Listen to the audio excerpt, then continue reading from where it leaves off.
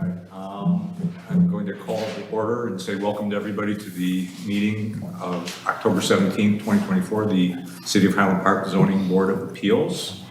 Patrick, may I get an attendance roll call, please? Yes. Member Chase? Here. Member Trushansky? Here. Member Beck? Member Zaransky? Here. Member Colither? Here. Vice Chair Yablon? Here. And Chair Bay. Here.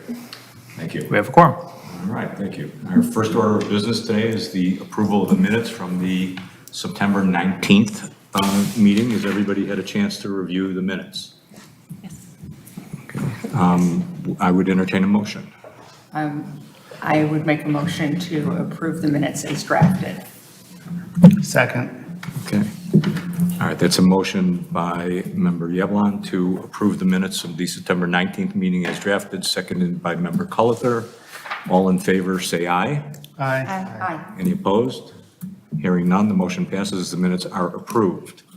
Okay, we'll move on to item number 3, business from the public. Is there any business from the public that is not on our agenda? Anybody here to say? Kel, are you just waving or are you saying? Oh, okay. All right. All right, seeing none, we'll move on to item number 4, which is old business.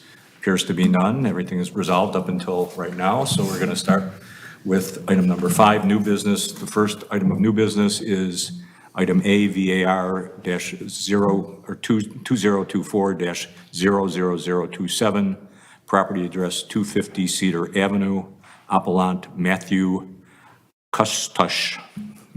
Am I close? Close. Close, okay, well. All right, staff, can we have a presentation, please? Yes. Okay, so 250 Cedar Avenue. Hold on.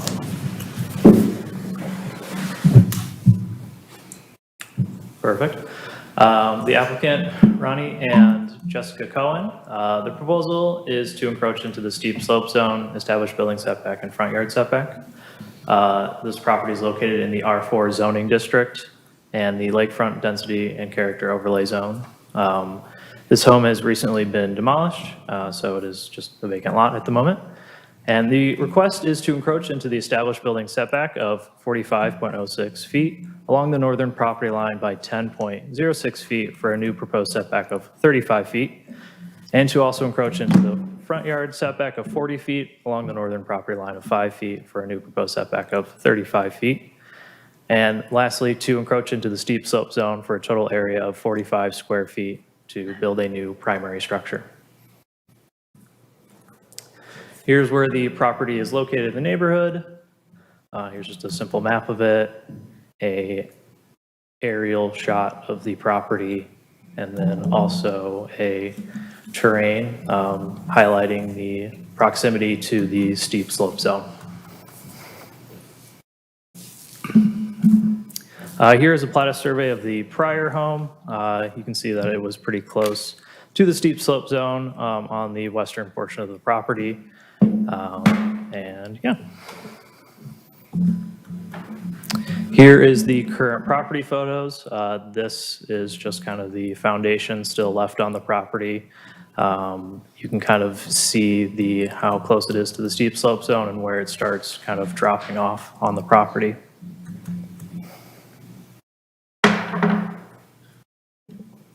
So the proposed work.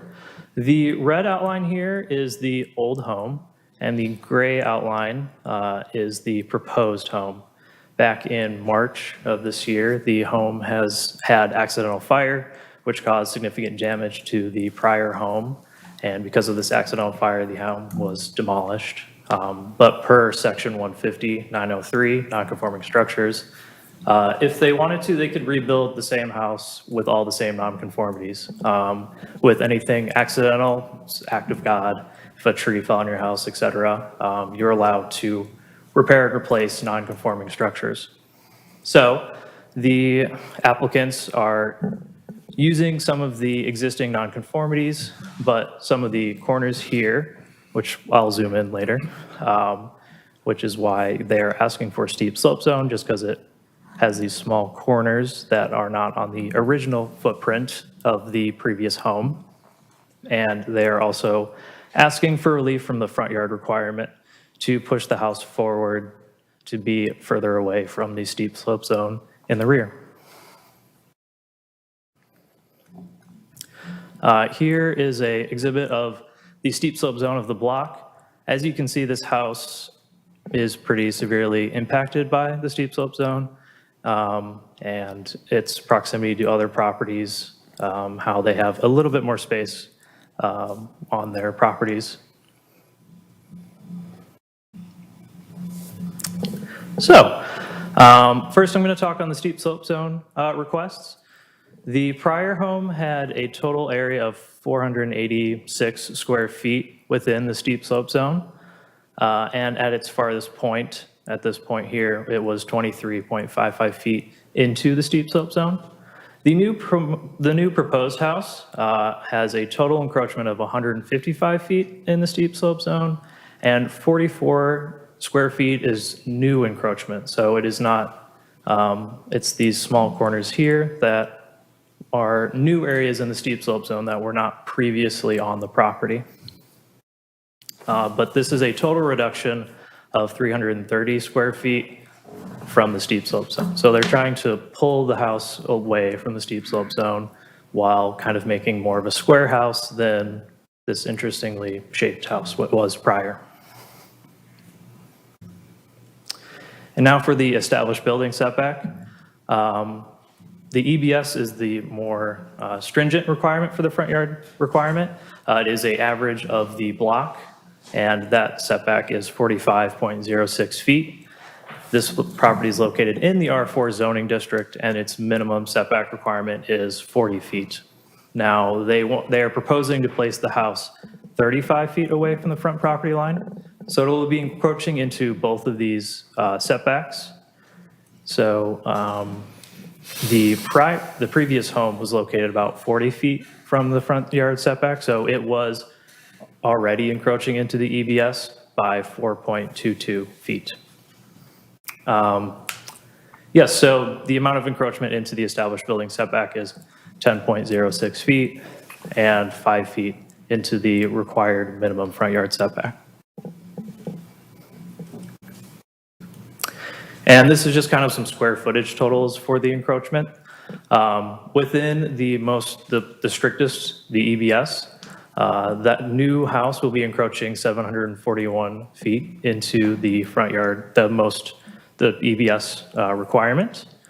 And I also just wanted to highlight the FAR. They are compliant with FAR. This property is allowed to be 10,581 square feet in total. And they are requesting to build a house that is 6,591 square feet. So I just wanted to give that perspective of what they're allowed and what they're building. Here are some elevations. So this is from the north, this is from the street. This is the south, so from the rear of the property. And then the east and west, the sides.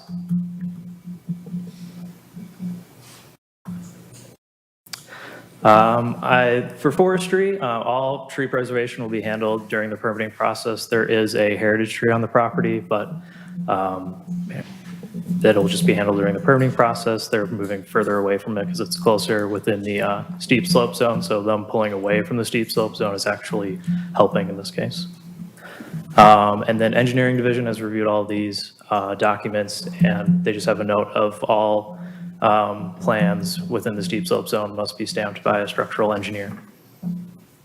Post-packet posting, we did receive a public hearing appearance form from the residents who live at 234 Cedar Avenue.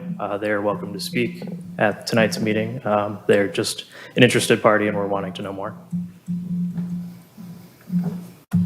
So, to recap, they are having 3 requests to encroach into the EBS of 45 feet along the northern property line by 10.06 feet, to encroach into the front yard setback of 40 feet by 5 feet, and lastly, to encroach into the steep slope zone for a total area of 45 square feet. Please use the Chapter 150 standards of approval. And I know it was a lot of information, so if I can help with any answers or questions. Okay, thank you, Patrick. We have a couple hands raised. Vice Chair Yella. Would you mind pulling up the picture that shows the old house, the new house, and where it's red? And is the bright red no longer going to be house, and the dark red and the gray is? Correct, sure. Let me see if I can.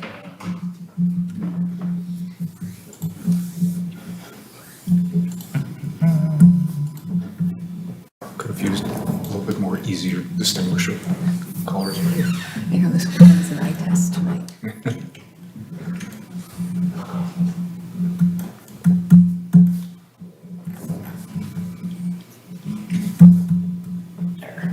Try and zoom in a little better. Yes, so this lighter shade here, that is the prior home. You can't really see my cursor that well. Yes, so the topmost portion there is where there will no longer be any home. The gray box here is what the new footprint of the proposed home will be. So there is quite a bit of overlap in this area, but the request, so this black line is the steep slope zone. And so these corners here is what the request is for the steep slope zone encroachment, because it is not on the existing footprint of the prior home and is new encroachment. Got it, okay. Member Collier, any question? In the packet, I believe in your memo, there was a reference, and let me make sure I get the sequence correct. There was a fire in March. The house was then demolished. The property was then sold to the current owner. So the owners will know better than I don't know if it was sold then demolished. I don't know the proper order of that. Okay. You'll have to wait so you can explain it, or your attorney can explain it. Okay, because I wanted to ensure that Corporation Counsel, whether or not they've indicated whether or not change in ownership would have affected the right to rebuild on the same footprint. It's more of a time period than a ownership. It's more of a, so it's. Because if they had removed the entire foundation and it was just a vacant lot, then an argument could be made that they would have to build within the buildable lot and not outside of it because they're replacing a former structure. So that would be true if there were not for the fire. So there was a fire report. Joel made a determination that this was a accidental fire, and then per section 150-903, you are allowed to replace a house within 6 months to 2 years, as long as you are keeping active with the permitting process. I qualify going to the ZBA as being active in this process. You're allowed to rebuild the home. I understand that. I just did not know if the change of ownership affected that. It's more of just a lengthened time. It doesn't denote a ownership change in the code section. Okay. But they're also not really trying to build non-conforming anyway, right? They're Yeah, I mean, they're definitely pushing further away from the steep slope zone, so they're trying to, because if they wanted to, they could build a house and keep in that area. But our engineering department obviously likes to maintain the steep slope zone. Steep slope zone is a very protected area within Highland Park. So they are making caveats to pull away from the steep slope zone a little bit, but with just the shape of the house that they want to, the shape of the house that was prior, there's just a little bit of not overlapping areas that are causing these issues. But again, their team can probably speak on that pretty Thank well you. too. Any other questions for staff presently? Did we have a picture of what the current street looks like in terms of the existing house setbacks? I thought,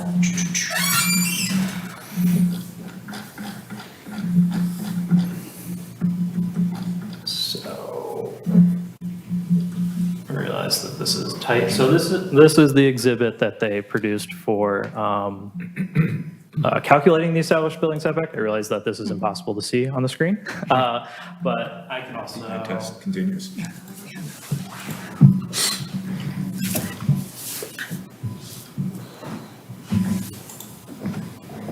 I can also pull this up just as this is the natural kind of line on the block.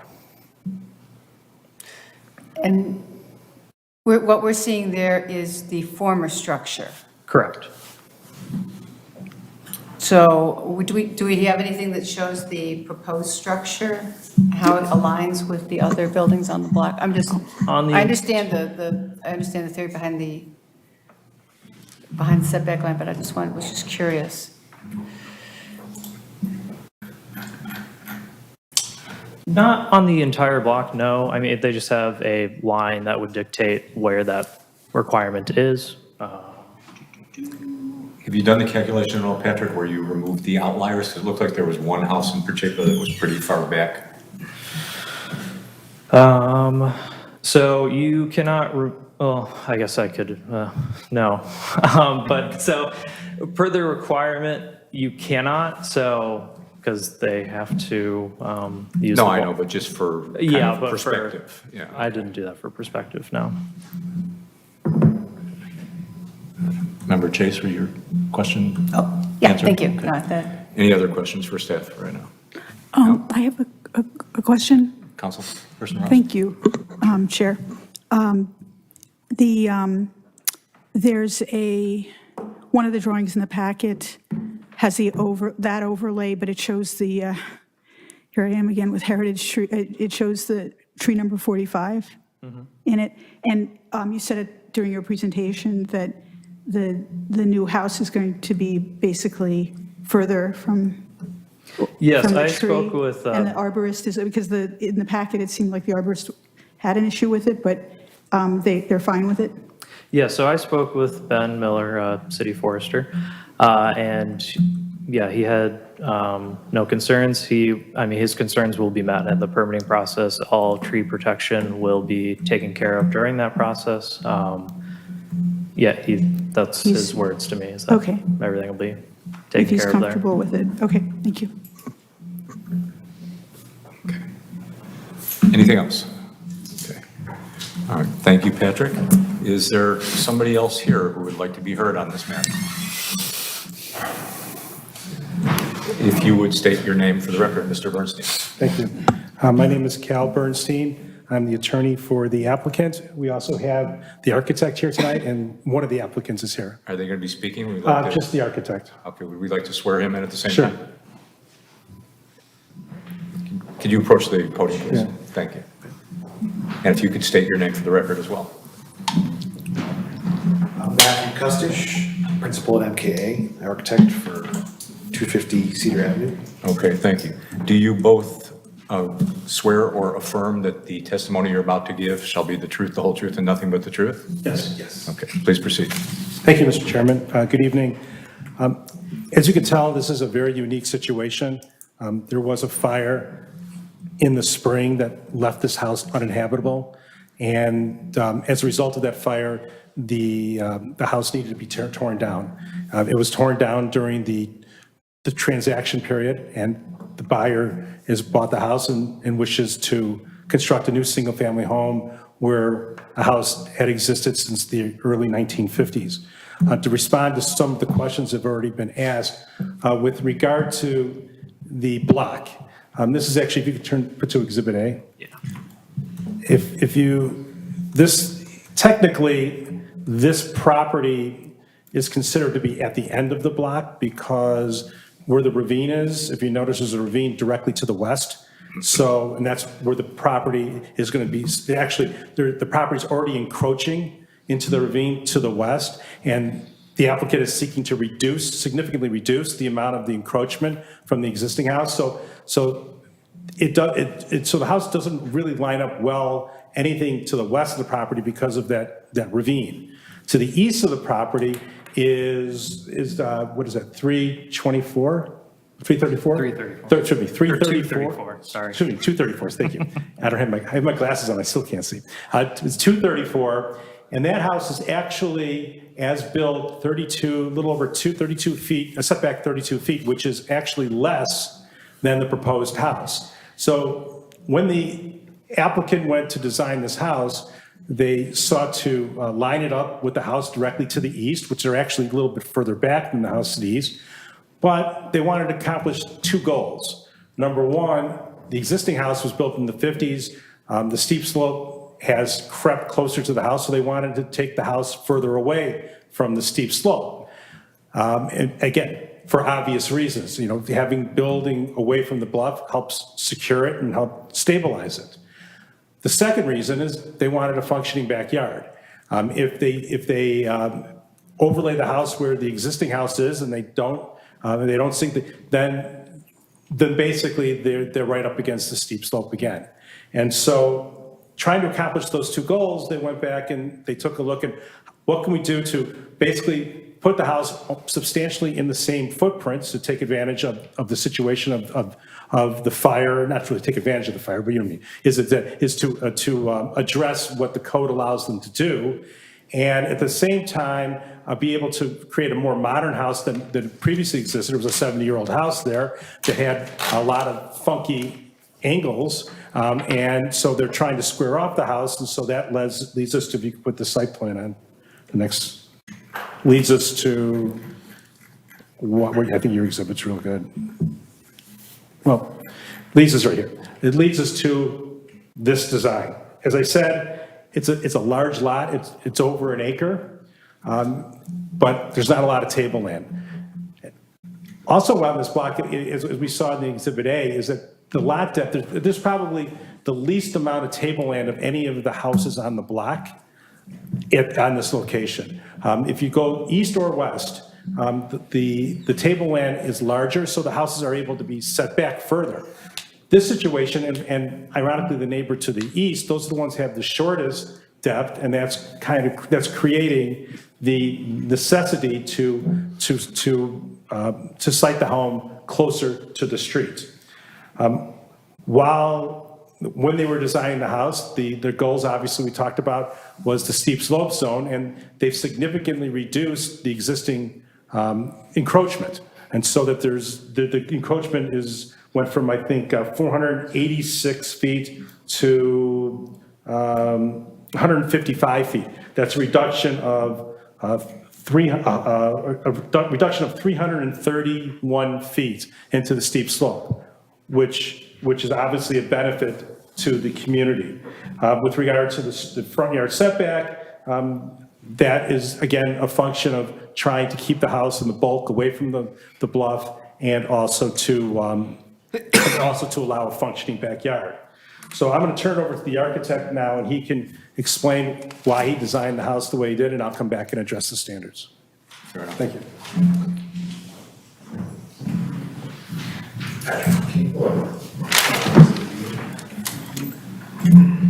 So obviously, Cal explained that the primary goal was to get, you know, a good backyard, get further away from the steep slope zone, because we know the ravine's the most important part of the lot. That's what makes it unique.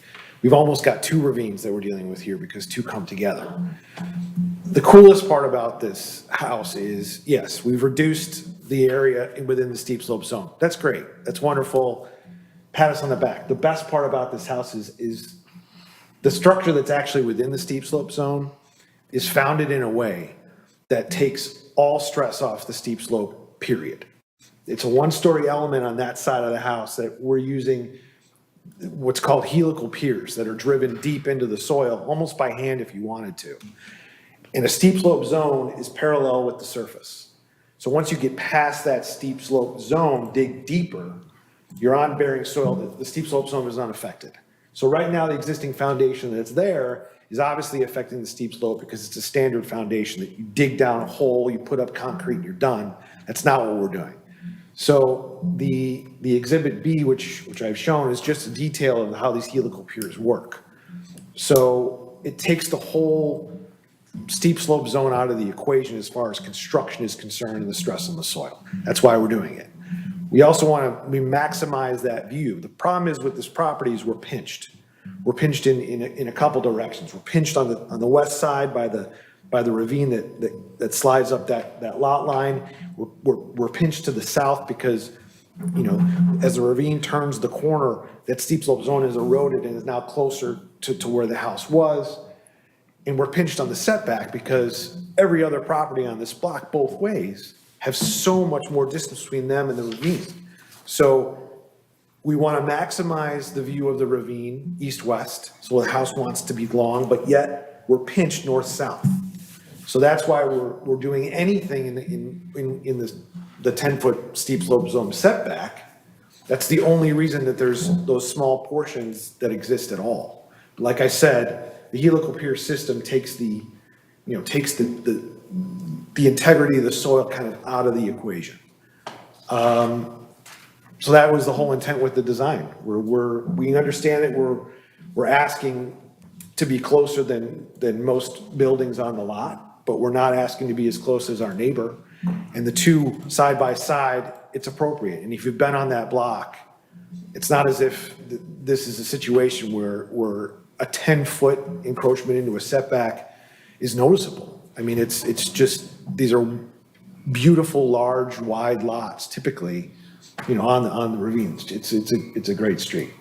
Just want to give you a little clarity on how that design works. This is a perfect example. The red area is the steep slope zone setback. You can see those helical piers. There's a total of 6 that are actually in that area. Those are the only areas where there is quote unquote foundation. And to address the arborists, we've removed the majority of the foundation from the critical root zone. And using those helical piers, there's no disturbance whatsoever. We're actually allowing the heritage tree to grow more. It probably won't. It's not really great shape, but we did take all of this into account when we were designing the structure. I'll let you address. Yeah, a couple questions. Sure.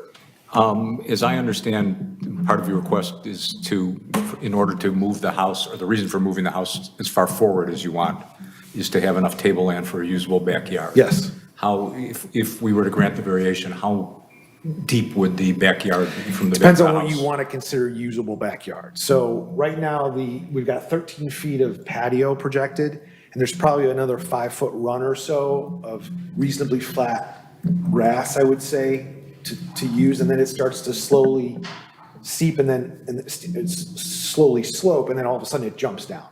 Going to the site, it's, you know, I asked Patrick, I said, do you typically go to the site? And I guess not, because I was going to tape out the new footprint so you could see, you know, where the new structure is compared to the old. But it's quite obvious, even by not really by the pictures Patrick took, but if you see the lot, you'll see that it's a pretty severe slope right away. That's why we're trying to give the kids some semblance of. So you're not going to place to have kick the an ball. overly grand No. backyard, and if you No. were to move it back another 5 feet, just No. somewhat arbitrary, No. it would almost No, be non-usable, is that? functional. That's it. That's the key. Functional. Yeah. I mean, we don't want to retain the soil either, create more yard. You know, at this point, it's not what we're trying to do. Okay, thank you. Any other questions? Yes. Vice Chair Yablo? For the screened porch area where the piers are going? Yep. Is it just along one side, or does it go around? I just couldn't Yeah, it's a tell. wraparound porch. So in the front of the house, which would be the north and the northwest corner, the one-story porch wraps around, so you have access to the screened porch from the front yard for guests, for example, and to see out over that ravine. And then on the west side and the south, that's the screened porch.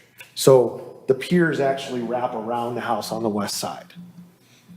If that makes sense. And that is a one-story element to reduce loads, and also to, you know, you want to take advantage of that view. It's an unbelievable view. And at this time, I feel it would be appropriate to disclose that I personally am friends with the Levitans, the past owners, and have spent a good amount of On time that deck. Yeah, at the house and trying not to let my children die in the ravine. yeah. It's pretty terrifying. That old deck, the old Little steel bit. deck was cantilevered out over the ravine. It was cool. No. No, they made it so far, but my question too is, currently there's only a small part of the house that has a basement, correct? Correct, but there is a perimeter foundation. So there is an excavated trench essentially down to below frost depth that wraps the perimeter of the foundation. Okay. But you're right, it's slab on grade inside of that. That's correct. Okay. Thank you. Other questions for the architect? Seeing none, I guess we'll hear from Mr. Bernstein again, please. I'm going to add to my presentation that part to alleviate the hardship so kids don't die. That wasn't in my notes, but I think I'm going to add that to the presentation. And by the way, Leviton's, they're both our doctors also. So the standards, a reasonable return, obviously this is a very unique situation. We want a functioning backyard that is safe to use, and ravine stability is requiring us to seek these variances. It's not trying to make more money from the property. They're just trying to create value for their new home.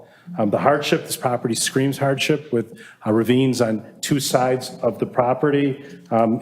It's mirroring the existing conditions, which is slight modifications. And the modifications, as I said before, are to allow for, again, a functioning and not a grandiose, just a small functioning backyard with helping to preserve the ravine by pushing the bulk away from the ravine to allow it to be stabilized. The unique topography and the site context is driving this. This hardship was not caused by the applicant. They did not light the fire,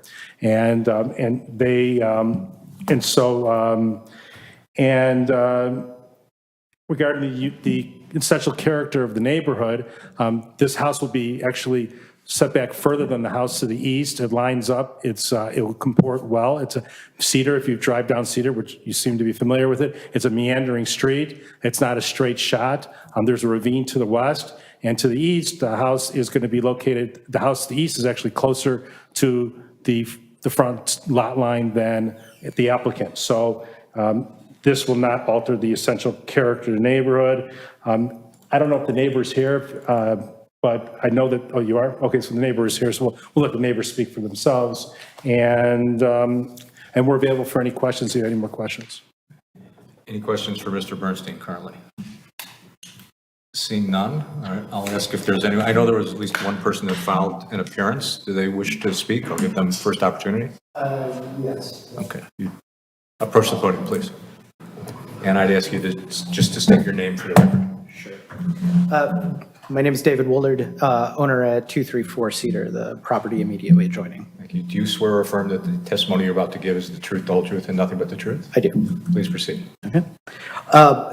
First off, I want to applaud the design. I actually am both a fan of pulling back off of the ravine. We share a ravine. I think we all appreciate the stewardship of that. My question is actually on the side of the home not scrutinized so far by this design. I'm curious, specifically because of the change in orientation of the garage itself, if there's any sort of shift in driveway design that would, in a substantial way, alter the overall ratio of permeability on the tabletop. And then specifically, the reason I ask that question is that if we go back to the topology map for a moment.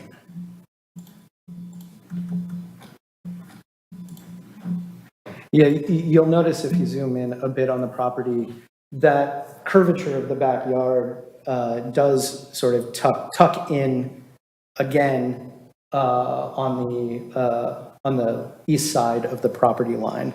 And so, in particular, we at 234, it's kind of hard to discern from this drawing, but there is a secondary structure in the steep slope zone on our property that, without any sort of drainage mitigation or strategy there, water runoff hits directly at that foundation. And so, in combination with the driveway reorientation, I'm curious if that's been factored into the design at all. Yeah, I don't know. Yeah. Thank you.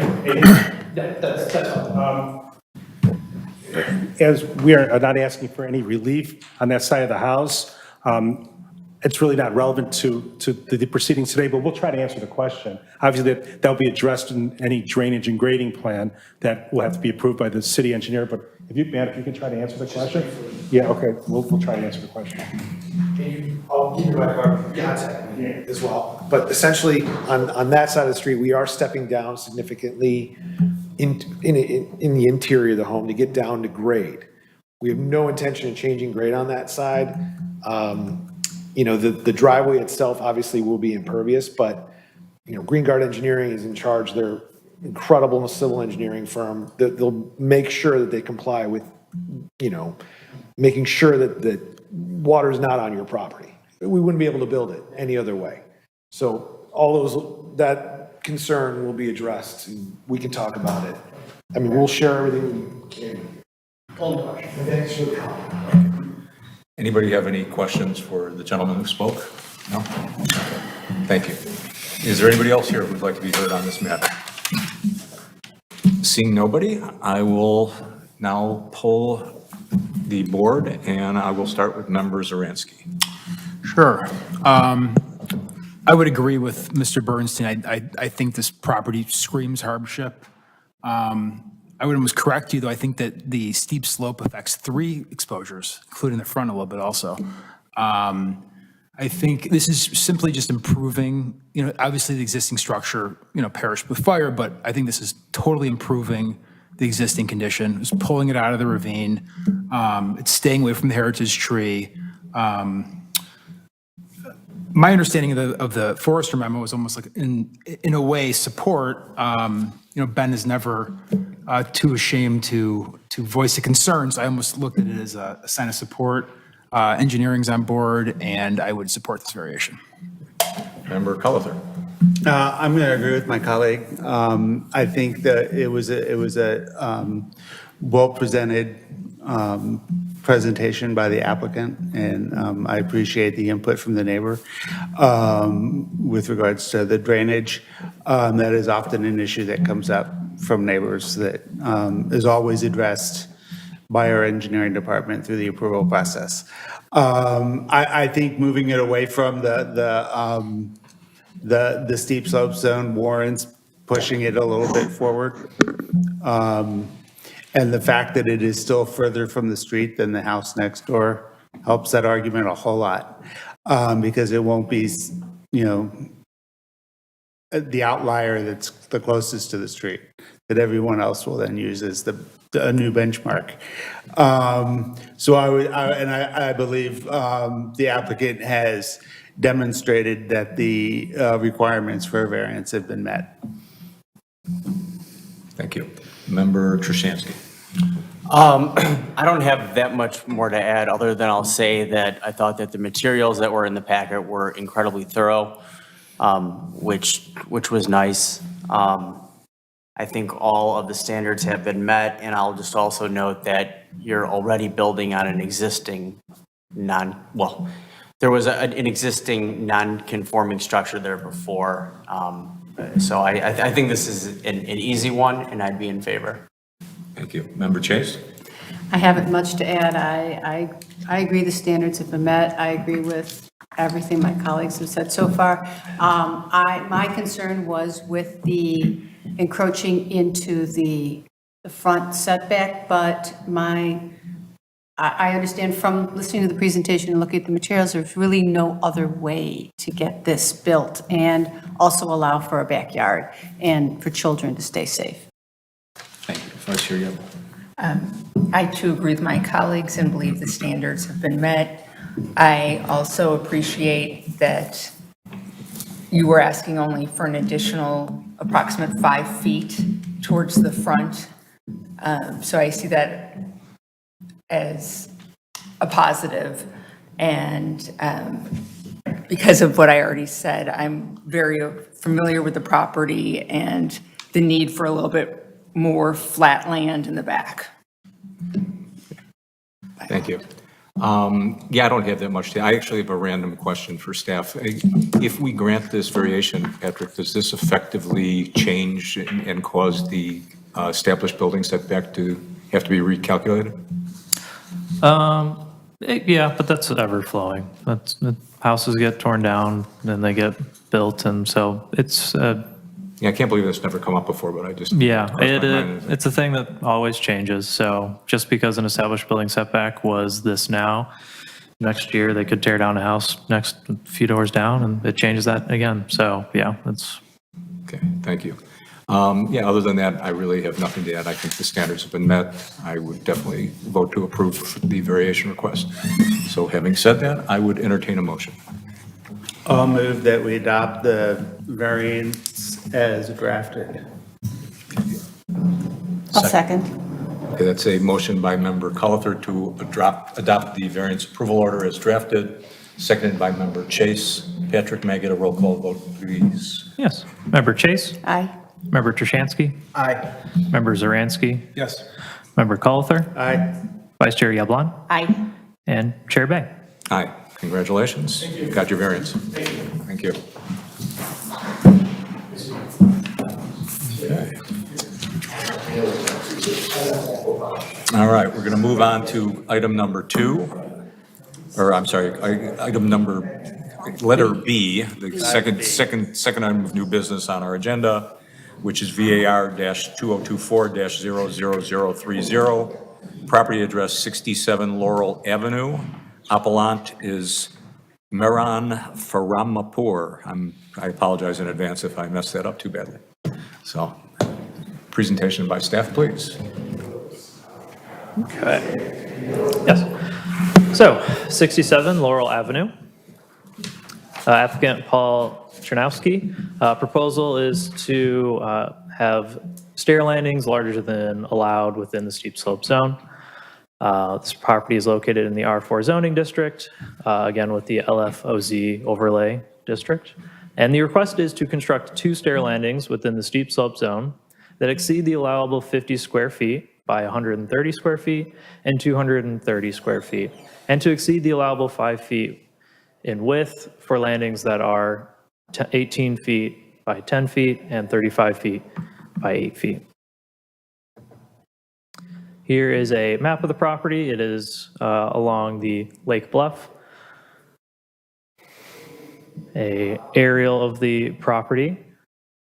Also, I realize I just didn't mention, the existing house on the property was demolished and they are building a new property as we speak.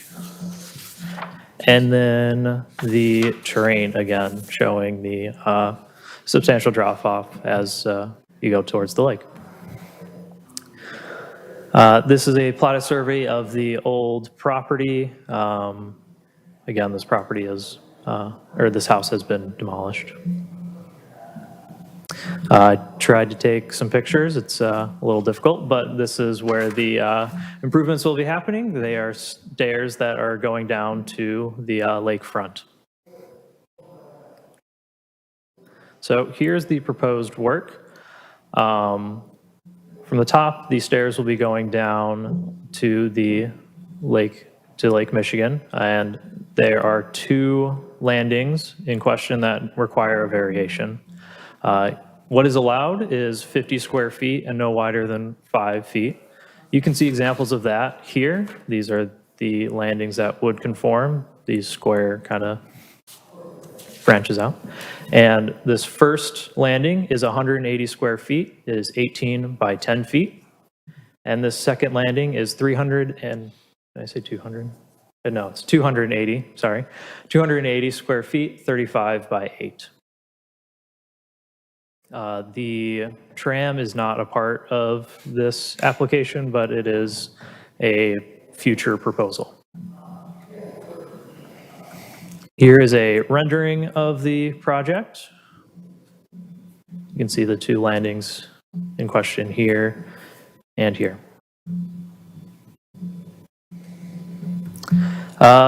Just some background on the property. There were 3 variations in our records. 2 of them had to deal with fencing in the front yard. I didn't feel that I needed to discuss that. It wasn't very relevant to this. The only one that is somewhat relevant is they were denied for earth moving within the steep slope zone in 2003 with some, they were building more tableland on the property, and it was denied. Again, it's not completely relevant to this. It's just kind of background information that I thought was, I guess, just wanted the board to know about, just because it affected the bluff. May I just ask quickly, was that the same owner or a different owner? Different owner. Okay. Forestry, all tree preservation along the bluff will be handled during the permitting process. Engineering didn't have any additional comments on this project, and we didn't receive any comments from the public. So, again, the requested relief is to construct 2 stair landings within the steep slope zone that exceed the allowable 50 square feet by 130 square feet and 230 square feet, and to exceed the allowable 5 feet in width for landings that are 18 feet by 10 feet and 35 feet by 8 feet. The board can please use the Chapter 150 standards of approval. Patrick, I'm going to assume that the reason for the limitation on allowable square feet to be built in the steep slope zone is really more aesthetic than it is engineering related, in as much as engineering did not object to this. Yeah, it's a regulation that was made, and we're here because they want to do more than that regulation is set forward. Yeah, I mean, engineering can view, I mean, there's plenty of non-conforming things that have been built in the past, but yeah, when these regulations were built, or made, I think that was the purpose, but I can't, I guess, speak on that particularly. Okay. Any other questions for staff right now? Yeah. McCullough. Could they have built under the code more than 2 landings that were all compliant? You know, or is it? Is it a conglomerate number or? Yeah, or is it an individual number? Because this is presented as they each versus there being a maximum number of landing square feet. Let me research that and I will get an answer. I believe it is just, that's what the limitation is, but Per landing. Yeah, just per landing, that's just what the regulation is. Okay. So I believe that they could have multiple, but I will double check that. Thank you. So theoretically, you could have unlimited landings in relative close proximity where you might even be more obtrusive than a couple bigger landings. If you have any other questions, I could research it while the applicant answers questions as well. So if there's any other questions that I could. Any other questions for I had a staff? question. Member Chase? The bottom landing, the Yes. one that is also in consideration, because that's one of the ones that the one that's number 2. Where is the property line? So we had a lot of discussions on this. This is so it is within the property. Technically, the property line goes out into the lake, but here it is. There is a regulation of these are only for within the steep slope zone. The steep slope zone ends, and then the Lake Michigan Protection Zone starts. They recently did a revetment, it's a rendering, but they did a revetment along the lake, and we had many meetings with engineering, and we determined that above the revetment is the kind of the end of the steep slope zone, and this is why they are allowed to ask for this relief at the ZBA, because you are authorized to see steep slope zone variations. If this was on the beach, they would have to be going to city council because that would be within the Lake Michigan Protection Zone. So yes, both of this bottom landing is within the steep slope zone and not in the Lake Michigan Protection Zone, which is different regulations. And it's not accretions, it's actually, it's considered, it's land, it's part of the lot. It's not yes. accretions. Yes. The trek that's depicted there now, you're saying that's not currently being, It's not a requested. part of this application. This is a separate permit, but they are putting this as a holistic project of this is what they would like to accomplish. is there anything existing now that allows ingress and egress from the lake, or is it just It's, kind of scale at your own risk? no, there is a walkway currently that goes down. It's in its current shape. I don't know. I can't speak to, I mean, you can see the pictures. It's in a little bit of rough shape. But per the Plata survey, there was a existing walkway down. Member Zaransky? Would the tram have to come to this board, or is that just a engineering building permit? Yeah, if it's just within code, and they follow the regulations, it's just a building permit. You can build trams within the steep slope zone.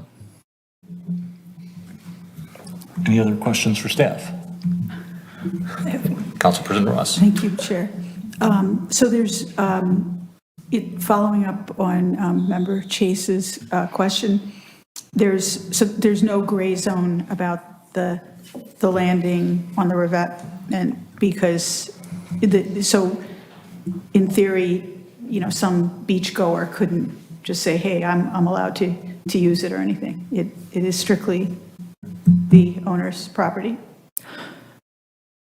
Yes, it is the owner's property. It is the beach. I guess if someone's walking along, they could walk up to it, but it's because, let's see the renderings.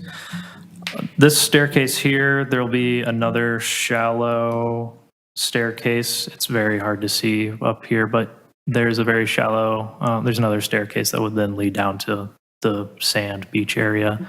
This area here is the rocky revetment to help maintain the bluff. So yes, it is on their property. Yes. We said so the Plata survey actually indicates the lot line in the lake, so that they have riparian rights to this portion of the lake. Well, that's, Maybe. So that's how the lot is shaped, but this is starting to go a little over my head because you can't own Lake Michigan water. That's not something that someone can own. I believe it's 10 feet to the tide is what is public land. But that is how the land is lotted. So we're getting into more of a legal debate, but It's above our pay scale. I won't claim to be an expert on it, but I can say that it is on their property. Okay, thank you. Any other questions for Patrick? Has Corporation Council reviewed it? Yes, they definitely have. We've had a lot of meetings about the placement of the second landing. They have reviewed it, and we've had multiple meetings with the engineering department on the determination of the location and then the authorization of this request. So yes, a lot of city divisions have reviewed this project. Okay. Is anybody else here that would like to be heard on this matter? The applicant. Please approach the podium and state your name for the record, please. Good evening. My name is Melan Farabanpour. I'm with Memoir PC Architects in Long Grove, Illinois. I am the architect for the set of stairs that you see here. Everything else has been designed by others. Okay, thank you. I first ask you if you swear or affirm that the testimony you're about to give is the truth, the whole truth, and nothing but the truth. I do. Okay, please proceed. Thank you. Let me address some of from the bottom up, some of the issues that have been raised. You see on this particular drawing, actually, the dashed heavier line that goes through number 2 rectangle. That is what we have established to be the limit of the steep slope zone. So that's the toe of the steep slope zone. And we have kept that bottom landing to within that line. That's how we could essentially avoid having to go to the Lake Michigan Protection Zone and go that extra step of having to ask for that approval. The elevation of all of the stairs and landings are above, and sometimes way above, the grade for the entire embankment, for the entire slope. You might see on the renderings that everything is kept off the ground. The reason for that was to minimize any impact the stairs or the landings would have on the drainage, on the vegetation, the proposed vegetation, on erosion, or hopefully lack thereof, of the land, so that we don't have landings that then require retaining walls. We don't have stairs like they exist today, which are cut into the grade and invite more water and more erosion. Everything is kept above. The structure that's supposed, the stairs and the landings is essentially a number of piers, steel columns, and I think we may have a rendering, you may not have it here, but they kind of look like trees with a trunk and four arms like this that support the various platforms and the stairs themselves. Let me see if you can, yeah, one of the lower drawings. Oh, if you keep going down on that first sheet. On the rendering, yeah, that would do. Thank you. So as you see here, again, this is probably the only reason I could conscientiously say that the landings do not affect the slope, they do not affect any of the drainage, because everything is above it. If we were going to have landings that were carved into the slope, I would be much more reticent to have the larger sizes. Now, the reason for having or requesting the variances is that we are going up 70 feet from the bottom of the steps to the top of the steps where the flat backyard is. 70 feet is a lot of steps. It's 7 stories of stairs to go up. So we had to have landings large enough so that they could have a couple of chairs or something for somebody to sit down. I couldn't walk up 70 feet without having to rest somewhere. So that middle landing in particular, I don't know if you can see, go back to that, maybe the rendering or the plan. There you go, that middle one, the rectangle that's 10 by 18, that is a place where they plan on having some furniture so that people can sit, relax, catch their breath, and then continue up. And it's really very close to the mid-level of the steps. You were asking whether we could have more landings. The geometry of this thing is very tricky. We probably spend more time on trying to figure out how to get the number of risers in the length that we have, and that's why it's so twisted, because we have to have a certain number of risers. There's a maximum height to each riser, and then there's a minimum width to each thread. You combine those two and try to go up 70 feet and 110 feet, you can't do it straight run. And every time you add a landing, you're going to stretch that even further. So we'll end up 80 feet, 90 feet into the water if we're just going to do that. So there was a balance of trying to get as few landings as possible so that we don't get even more of a serpentine shape, and yet have enough space for them so that they can rest somewhere along the way. The bottom landing is what we call, I think Patrick came up with a name for it, the terminal landing, is where the tram will meet at the same level as that landing, and it becomes the terminus for that tram. That is not part of this application, but we had to design for that and give them the rise and the height and so forth. So it may seem like sort of arbitrary kind of a design, but there is a lot of geometry that had to go into this to make it all work, to get to where we need to be on plan and the elevation within the site without going all over the place, and keeping it all above grade so that water can just wash down underneath it. I think that's all I can say at this point. I'd be happy to respond to any questions you have.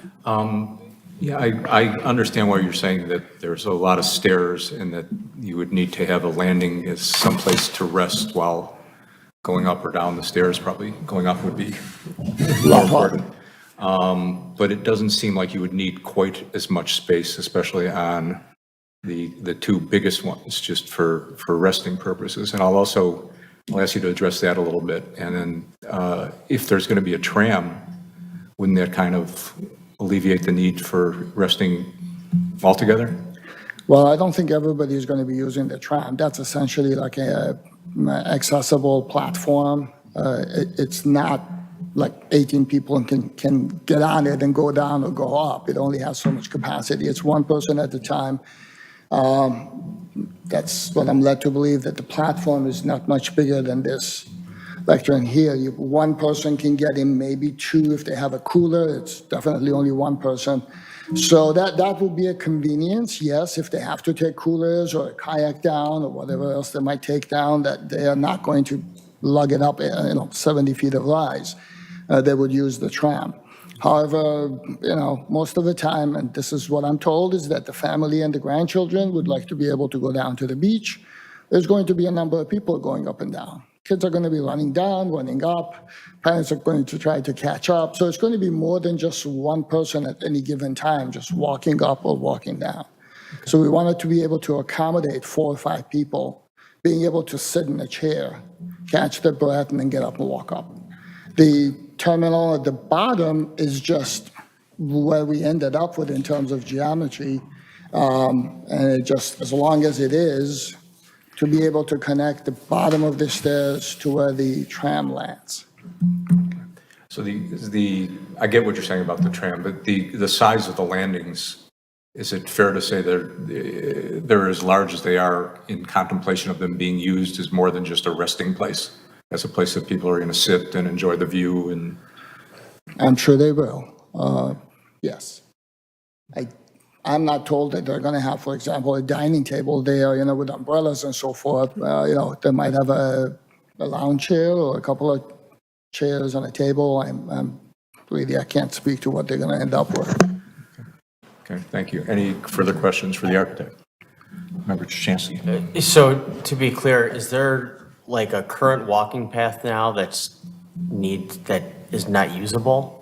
Yes, there is a setup. It's a combination of different kinds of steps. At the top, the wood retaining walls right now that have collapsed or are collapsing, and a set of stone steps, very regular stone steps. Then it kind of transitions into that serpentine shape that is slabs of stone. It's not as nice and neat as the survey shows. It's all over the place and pretty dangerous to climb. I actually had to climb it one time up and down in the rain. Not a very comfortable feeling. And then there's some timber steps further down from there, and then some more rocks that are kind of thrown together as stepping stones all the way at the bottom. Has anybody looked into restoring it? It's been done over decades by different people, different materials, different times. I very much doubt much of it was engineered. And it has actually caused a lot of erosion. Right now, the grade is not nearly as consistent as that topographic survey would suggest. If you go out there, you've been there, it's really hard to go up and down the steps or any of the adjacent. So is it not possible to restore it? I would not recommend it. As a professional, I would not even contemplate trying to restore them, because all you're going to do is create the same problems all over again. Okay, thank you. Sure. Further questions? I have Vice Chair Yevlin, sorry, she had her hand first. There's a very interesting question. For the bottom landing, Is there a reason why that can't be two separate landings? Well, they have to be connected. So if you're coming down the stairs and you want to go up the tram, you need to be able to get from the toe of the stairs to the terminal, to the terminus of that tram that's all the way down there. But why couldn't you have two separate 5 feet? And what would connect them? Why would they have to be connected? Well, walkway is still, this is a walkway essentially. Right, So- no, I'm just trying to, one, we're trying to build something for something that may or may not exist. And my question is, could you have one closer to the north side and just have it be the correct size, with little stairs going down, and then a landing by the, I'm gonna be fancy, by the funicular? Well, and have that I going down? understand what you're suggesting. It's the way I see it is sort of a dumbbell-shaped landing, when you have a square up here, square here, but I still have to connect them together. Why do they have to be connected? Because if you came down on the steps and you want to go up on the tram, you don't want to go down onto the rocks and, it kind of defeats the whole purpose of being able to use that tram. I may be able to go down, I may not be able to come up. So I want to get from the stairs to the tram. Right, or but the you're other not way going to around. go walk down the stairs to just hop on to the tram to go back up. No, I'm assuming that they will come down the stairs, go to the beach, do whatever they have to do, be there for an hour or two, and then they say, okay, we're really tired, I'm going to take the tram up, you take next, you take the next one. So why couldn't that be a separate set of stairs and a separate landing for the tram? Again, I understand what you're saying, I can tell you that their intention is to be able to get down one and get up the other, or two groups could come down, one person is coming down the tram, another person comes in, helps them out. Okay, and I'm sorry, I'm having my own technical issues. For landing number 1, could you tell me the dimensions of that again, please? 10 by 18, 10 foot deep, 18 feet wide. Okay. Any other questions right now? I did have an answer for Carl-Arthur's question. How the code is written, it just states the standards of what they can do. They don't have a limitation on the number. So yeah, technically someone could do 10 of these smaller. They could do 10, 5 by 10, or whatever it is. Yeah, there's not a limitation on that aspect. Member Chase was first. My question is just, my understanding is that the tram has not been approved yet, that hasn't gone through. That's correct. So a question I'm having is I don't think that we can take into consideration the tram. I understand that it's proposed, but it could change in the future because it hasn't been approved, correct? Where it's located, or if it even becomes into being. Yes, I haven't done a review of the tram. Again, trams are allowed encroachments into the steep slope zone as long as they're outside of, this is more towards the middle of the property. So as long as they're in the middle and they're following the regulations set with engineering, there shouldn't be any issues with approvals. But again, that's with engineering's review. Yeah, I can't really speak So more on hasn't that. happened yet. But no, it has not It's happened yet. So that's still proposed. So what I'm hearing, this shape of deck number 2 or landing number 2 is contingent on the tram being there, and it's not a tram in being yet, or hasn't been approved. Yeah, I think the issue is that since this landing is so big and they want a connection point with the tram and the stairs, if they can't get approval for the bigger landing, it just changes the project. The owner has paid us a lot of, for a lot of our time and to design something for them that they plan to build. This is not just something, well, let's just throw a tram in there and we'll figure it out later. This is where the tram is going to go. They just haven't gotten the technical information together yet to come in and apply for a building permit or a tram permit. Member Zaransky. This is for staff. I might have misheard. Did someone say that the landing 2 is outside of the steep slope zone and before the Lake Michigan preservation zone? No, it is within the steep slope Okay, zone. got So it. this dotted line is the end of the steep slope zone. Got And it, on got the it, other got it. side is Okay. where it Thank you. would start.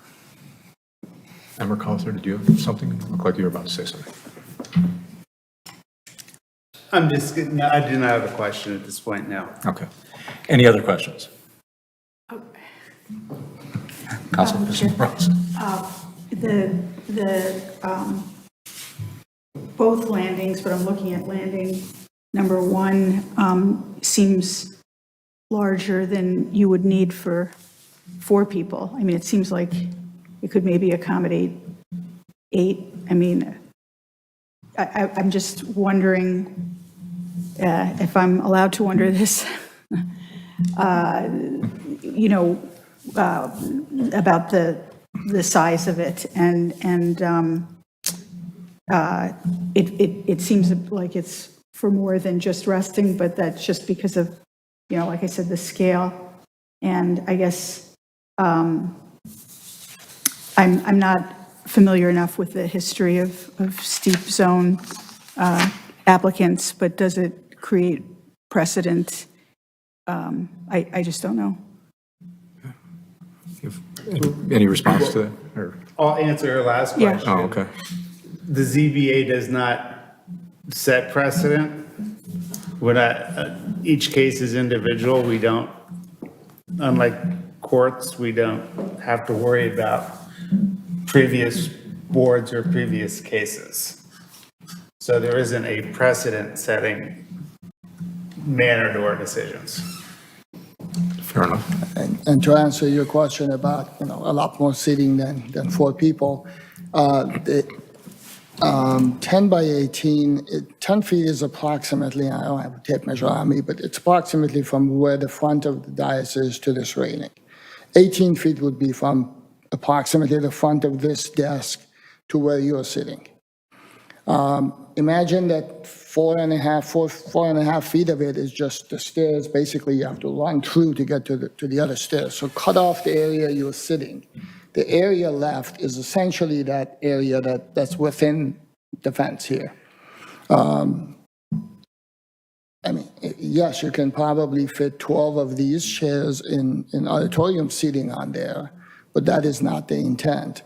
They're going to have maybe a couple of lounge chairs and maybe 4 an indoor drag chairs sitting on there. Those Something are, like 6 chairs. they're fairly bulky. I would be surprised if they can get more than 4 of them and still get around. And, presumably they're lugging a cooler with them. They have to put that somewhere.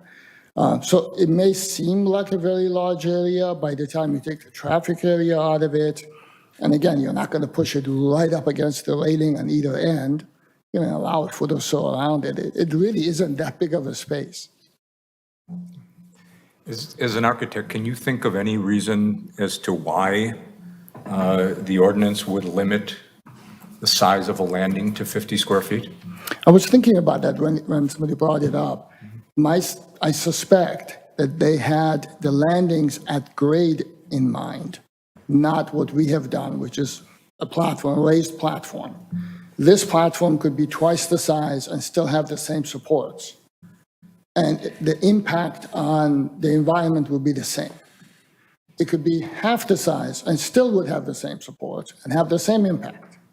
So up here, whatever the size of it is, it's not affecting drainage, it's not affecting vegetation, it's not requiring, massive amounts of, earthwork and retaining walls and so forth to accommodate it. It's kind of like a heliport in a way. What about just in keeping with the aesthetics or the harmony of nature approach?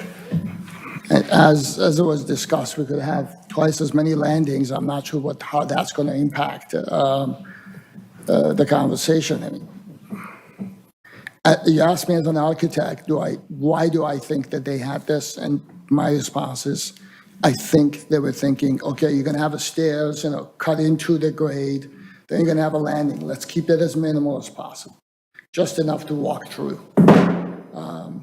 Not, let's raise everything, now we can do a set of stairs. Member Colton? Can you help me distinguish between a landing and a deck? Because both of these seem like decks to me. They don't feel like landings. The two areas that we're asking for variance can be essentially a deck, yes. I can say that deck, because we intend to have furniture on them, at least in the middle one. At the bottom one, I'm not so sure we have a lot of room to put furniture on. It's only 8 feet wide, and again, if you're getting across, you have 3 feet left for anything. Looks like a duck. So yes, it could be, you could call it deck, patio, portico, like I said, helipad, whatever you want to call it. Thank you. Okay. Vice Chair Yablon? For the landings that are meet code, can you fit on those like one of the little wooden benches across, like to have a place to sit? I suppose you could. The intent was for them to be sort of a lookout where you just kind of step away. Somebody else wants to run down, the grandchildren are running down the stairs, let them get by. We have a place to kind of step back. That's why those two are there, again, to break it up. So that it's kind of like when you go on the mountains, they have this single lane road and you have the carve outs on the side where the car can pull over and somebody else can get by. I understand, but I've also been on little landings, when you're walking up a bluff that have like a They little. could put planters on there, they could put benches on there. Okay. I don't know what they're gonna end up putting on there. Speaking in terms of the standards that you need to meet in order to be granted a variance, why would it be a hardship to not have a larger landing/deck? Well, again, as I tried to explain, we're trying to give them a place where they can sit, relax, catch the breath halfway up. So that's for number one. I think that would be a hardship. 70 feet of rise is a lot of rise. You go up and down the stairs 7 times and you'll see what I'm talking about. The bottom landing is, again, for functional purpose of trying to connect the stairs to the tram. It is not intended to be, lots of furniture sitting on there. Any other questions for the architect at this point? Seeing none, I'll ask if there's anybody else here who wants to be heard on this matter. Don't see anybody, so I will poll the board. At this point, we'll start with Member Chase. At this, I am not sure that the standards have been met. I was listening to your last question about the hardship, and I'm not sure that if what has been presented is a solution for the hardship, which would basically be getting up and down from the house to the beach and then from the beach to the house. If they want a place to stop, I don't know that we need something that the hardship merits that solution. Okay, thank you. Member Chase, do you mind pointing your microphone towards you a little bit more? Sorry. No, you're good. No, just point. Thank you. Okay. Member Trushansky. Yeah, I tend to agree with Member Chase to an extent. I mean, it seems like these landings are more like decks, where, they're not being necessarily used to go from point A to point B, but more as like another area to kind of chill and hang out. I'm at this point probably not inclined to grant it, but I could be persuaded. Persuaded. Thank you, Member Colother. I'm going to agree with my two colleagues. I do not believe that the standards have been met with regards to either the reasonable return for the two landings or the particular hardship. I think that, a landing where you can briefly rest on your way down to the beach can be done within the code at, 50 square feet. I don't think you need, I think this ask, as far as the sizes of these landings / decks, is significant. And without knowing that the tram will be installed. If the tram is not installed, then you have a big party place down on the lower one. So at this point in time, I'm not inclined to approve. Thank you. Member Zaransky? I'm a little bit against the grant in this one. Frankly, I think it's a good plan. I think, it's architecturally, it's beautiful. I think it's functional, I think it's beautiful, and I think if the goal is to preserve the ravine and to protect the beach, I think this does that. I think this is built to last. This is going to be there forever. It's always going to look good.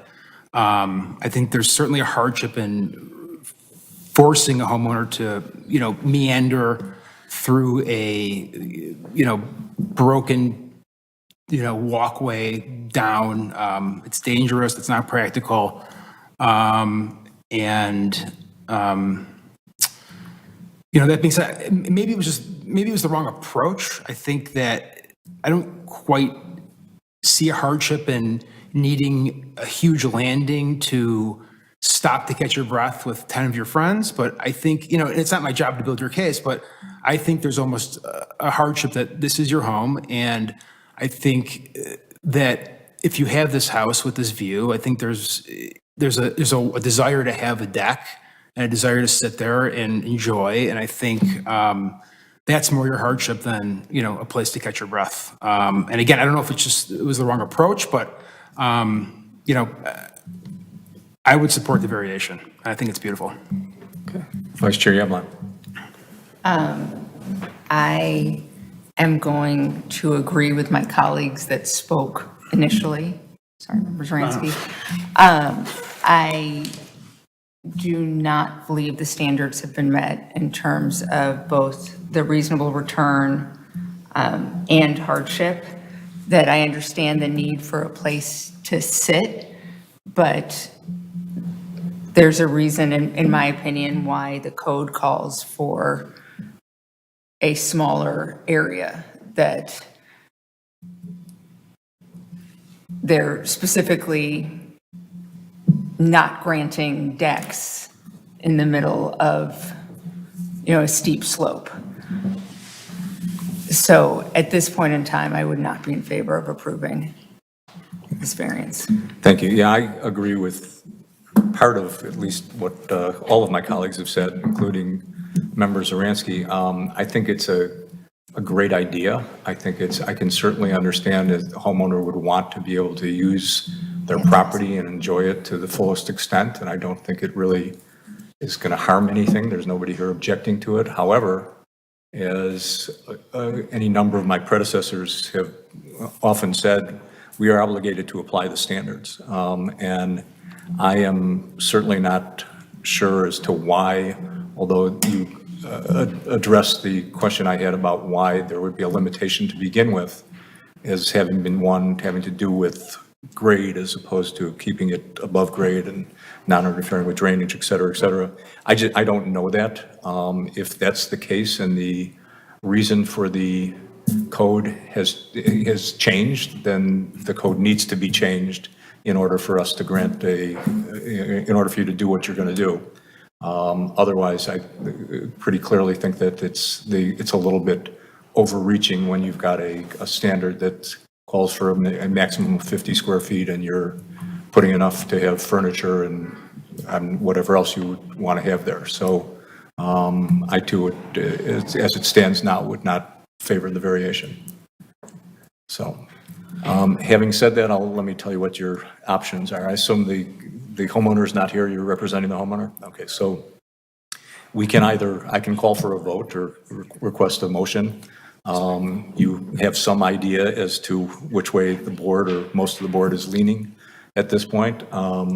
We can go ahead, we have to vote anyway, but once we do, if it's denied, the matter's over. If you want a continuance, to either change your presentation, change your ask, whatever, whatever else you deem appropriate as a matter to proceed, we would certainly be inclined to grant that continuance if you wanted to request one. So I'll ask you.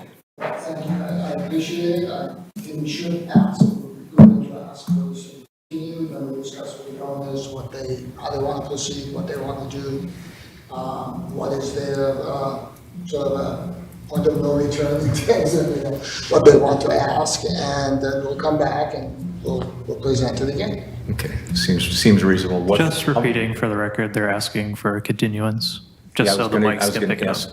No, I'm sorry, if I could get you to, but we do record these things, so we need to be heard. Yes.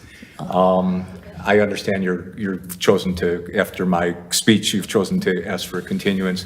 So I will ask you at this point if you would have a preference as to how long of a continuance, and Patrick can tell you when the next meetings are. 30 days, I think, would be adequate for me to be able to discuss with the ownership and see what they want to do. Any changes we have to make to the drawings or presentation should take us, yeah, that should be okay. If there is any change in that, I will be happy to let Patrick know. Great. And then we'll continue it again.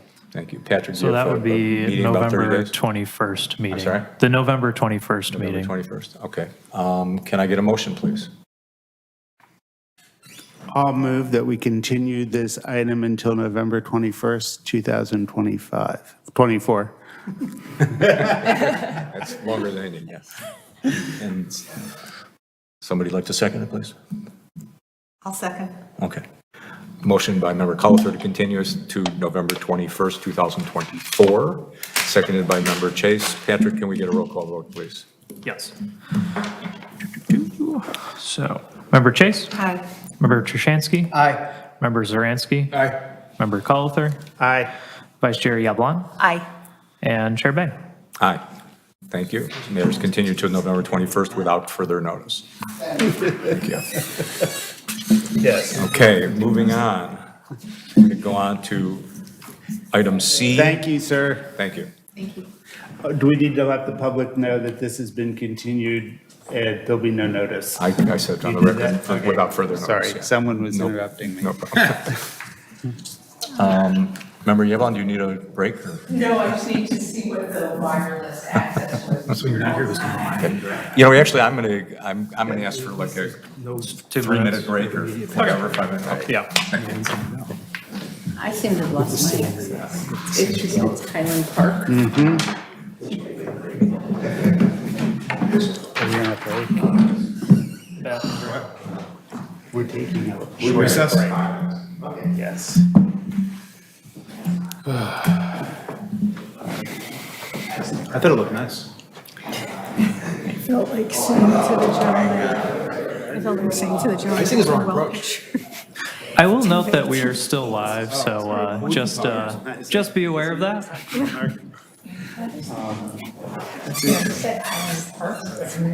I still.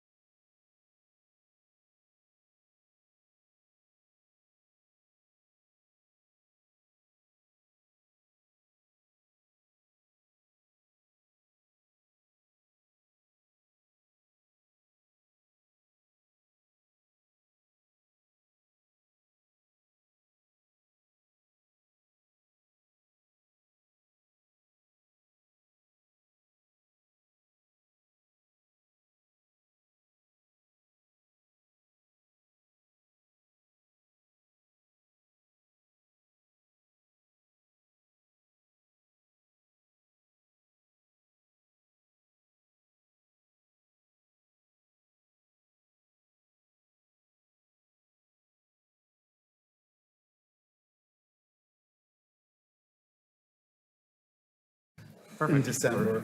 So when's your last meeting? December. Yeah. So we Because there's a- At first. All right, we're How going many to meetings do we have in December? We're going to reconvene now. And moving on, we're on to item C on our agenda, VAR-2024-00031. Property address is 2199 Linden Avenue. The appellant is Rosebrook Pools, Inc. Patrick, do we have a presentation, please? Yes. Okay, so 2199 Linden Avenue. Applicant Andrea Leshem. Proposal is a side yard encroachment. This property is located within the R4 zoning district, again, the LFLZ. According to Lake County Assessor, this home was built in 2008. The requested relief is to encroach into the required minimum side yard setback of 12 feet by 5 feet for pool equipment along the northern property line. Here's a map of the property. Here's a aerial shot of the property and the surrounding neighborhood. And again, the terrain with approximate steep slope zone. Here's the plotted survey of the property. These dotted lines are the approximate locations of the steep slope zone. And here are some property photos. The improvements will be, it's for a pool and pool equipment. The pool is within code, but the pool equipment is what is the encroachment. And that will be located in the side yard here. This is from the street, and then this is from the back of the property. Here is a zoom in of that area. You can see 3 AC units, the generator, and then the pool equipment would be located approximately here. Here is the proposed work. Again, the pool area is within code. The only request is this bubble area here for the pool equipment that is encroaching within the minimum side yard setback of 12 feet. Here's a zoom in of that work. The pad that it sits on is about 4 feet out for the encroachment, and then there's this service area that is encroaching another foot. So it is encroaching for a total of 5 feet within the side yard setback and would be 7 feet away from that northern property line. In 2008, the same owners received a approval order for these 3 AC units and generator to encroach into the side yard setback. And that is, again, right here is where the proposed location is for the pool equipment. Forestry didn't have any comments. Any tree preservation would be handled in the permitting process. And post-packet submittal, we received 1 public comment against this project. I have provided this letter to all of the board members, as well as to anyone who would like a copy, to anyone in the public. I will also be posting this letter to the publicly available materials later, so everyone on the public record can see this letter. But in short, she doesn't have any issues with the pool, but she does have a issue with the encroachment of the pool equipment within the side yard setback. Patrick, the previous relief that was given, what was the quantity, what was the amount of relief, you know? I can get that answer for you. The approval order's in the packet, I can look at that. But it was for the 3 AC units and the generator. The distance should be approximately the same, of about 4 feet from the side into the side yard setback, but I can get you a specific distance after I look at the approval order. And yes, so the person who submitted the public comment is the neighbor directly to the north, who lives at 229 Vine. And that is all I have. So again, the requested relief is to encroach into the required minimum side yard of 12 feet by 5 feet for pool equipment along the northern property line. and the board should be using Chapter 150 standards of approval. Thank you. Questions for staff?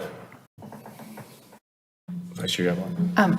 I'm assuming that pool equipment doesn't mean like floaties. It means, No, it's like the heating system and the pumps for the water. The Necessary mechanical equipment. Yes. okay. Any other questions for staff? I have a question. I'm not sure if this is for staff or for the presentation. Is there anywhere else it can go? So I would have the applicant talk on that. I can just speak lightly on, again, I'll just go to the terrain, how the steep slope zone kind of pokes into the property. And the, I guess this one doesn't show it too well, but the steep slope zone runs here along the property, and this is the existing house, and it continues to run along here. So it pretty much limits the southeast portion of the property, and it gets very close to this portion of the house. I'm not sure if there is space for it. I don't know how big they need it to be and if it has the square footage. So yes, space is limited, but I don't know if it's not possible. Any other questions for staff? Is there, just looking at the picture, can you go back to the picture of the side yard? Yes. Is that just vegetation between the properties? Is there any sort of fence? If I remember correctly, it's just vegetation. Here, let me see. This picture is a little better on or at least zoomed out. Yeah, it's just vegetation. Will they be required to put a fence in for?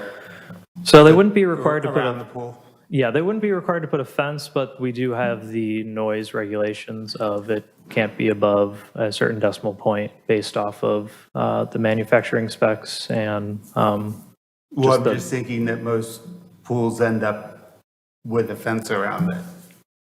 Oh, so could they make their fence such that it blocks the view from the neighbor's yard? It's not required for a auto cover. They don't need a fence. Oh, they don't need a fence, okay. I believe it's just if there's a pool cover that would suffice for a fence. Yeah. So I had no pool. Any other questions? Seeing none, I will ask if anybody else here would like to be heard on this matter. If so, please approach the podium.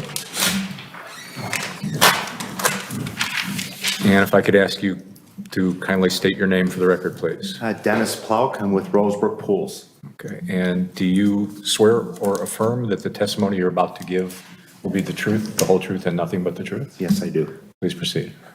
So I'm the lead pool designer for Rosebrook Pools. We do a lot of work in Highland Park and obviously all over the North Shore.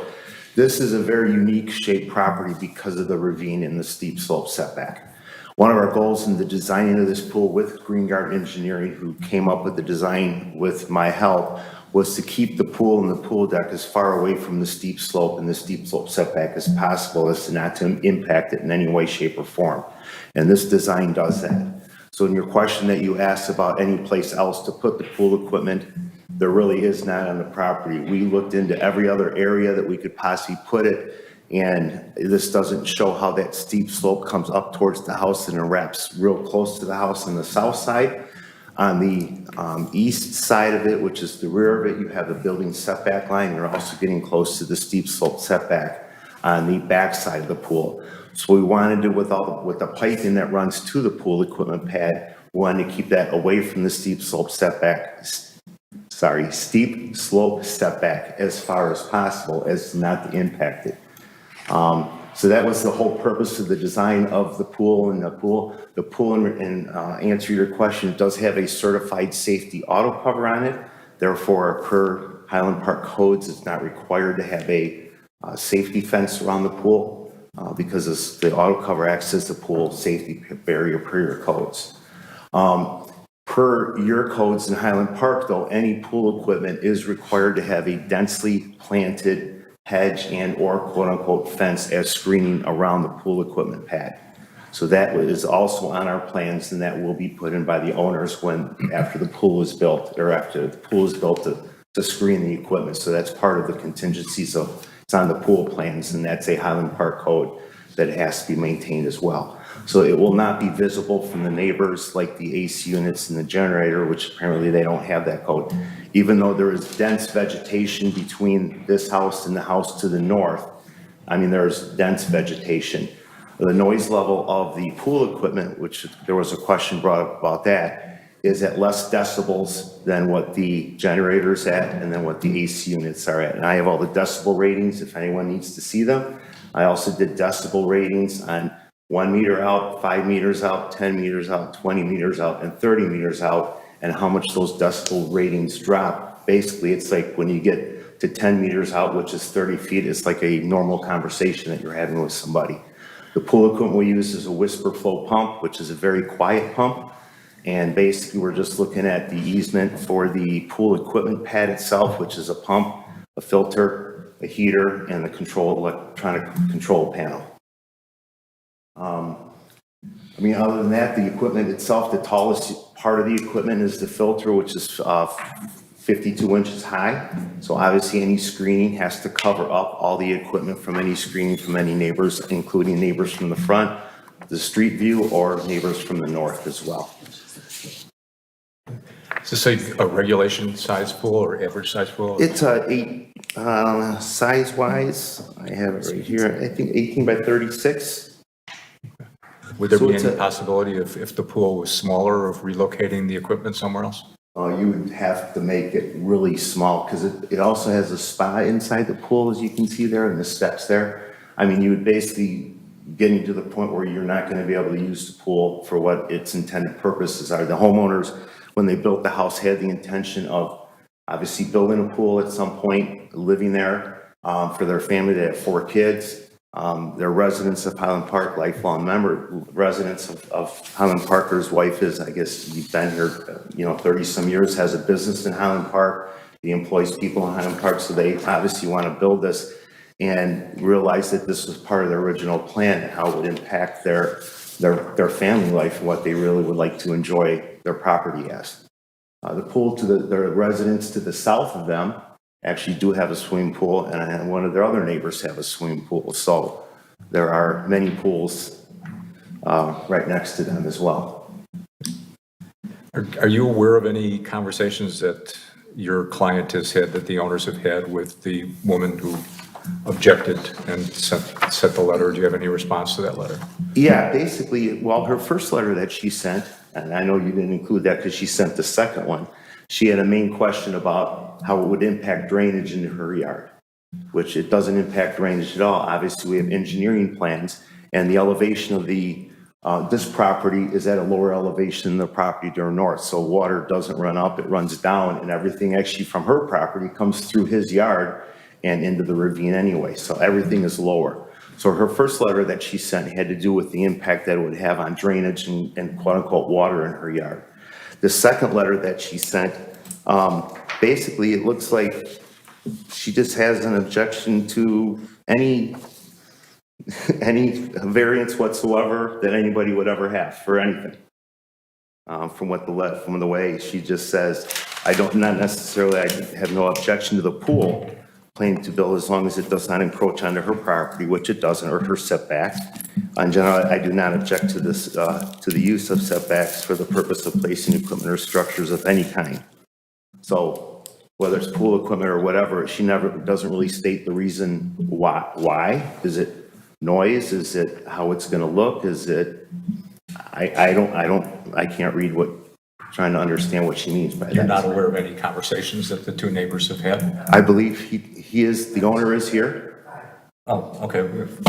He can stay to the He wants to conversation. come up and Yeah. address that? Yeah. Okay, I'm sorry. Wait, but hold on, sorry. First, before we'll that- get you in a second. Okay. We have another question. Can you just, I know you talked about the steep slope zone and that there's absolutely nowhere else to put the unit? Not even like closer to the house, closer to the pool, like in, Up in that area there? Yeah. Where? not where it's hatched. Well, I Okay, can't see, tell. that's our axis. You're dealing with the slope starts dropping off there, even though it's not considered, and where's the steep slope? You mind if I look at your screen? It's easier than that one.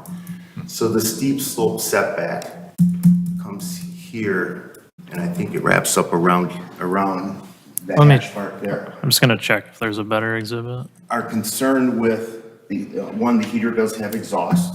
The heater has to be 5 feet away, minimum 5 feet away from any open window, any residence, any door that would lead into the house for carbon monoxide fumes that would go into the house. So the site on the side of the house next to the generator, because it has the same requirement, would be perfect for that.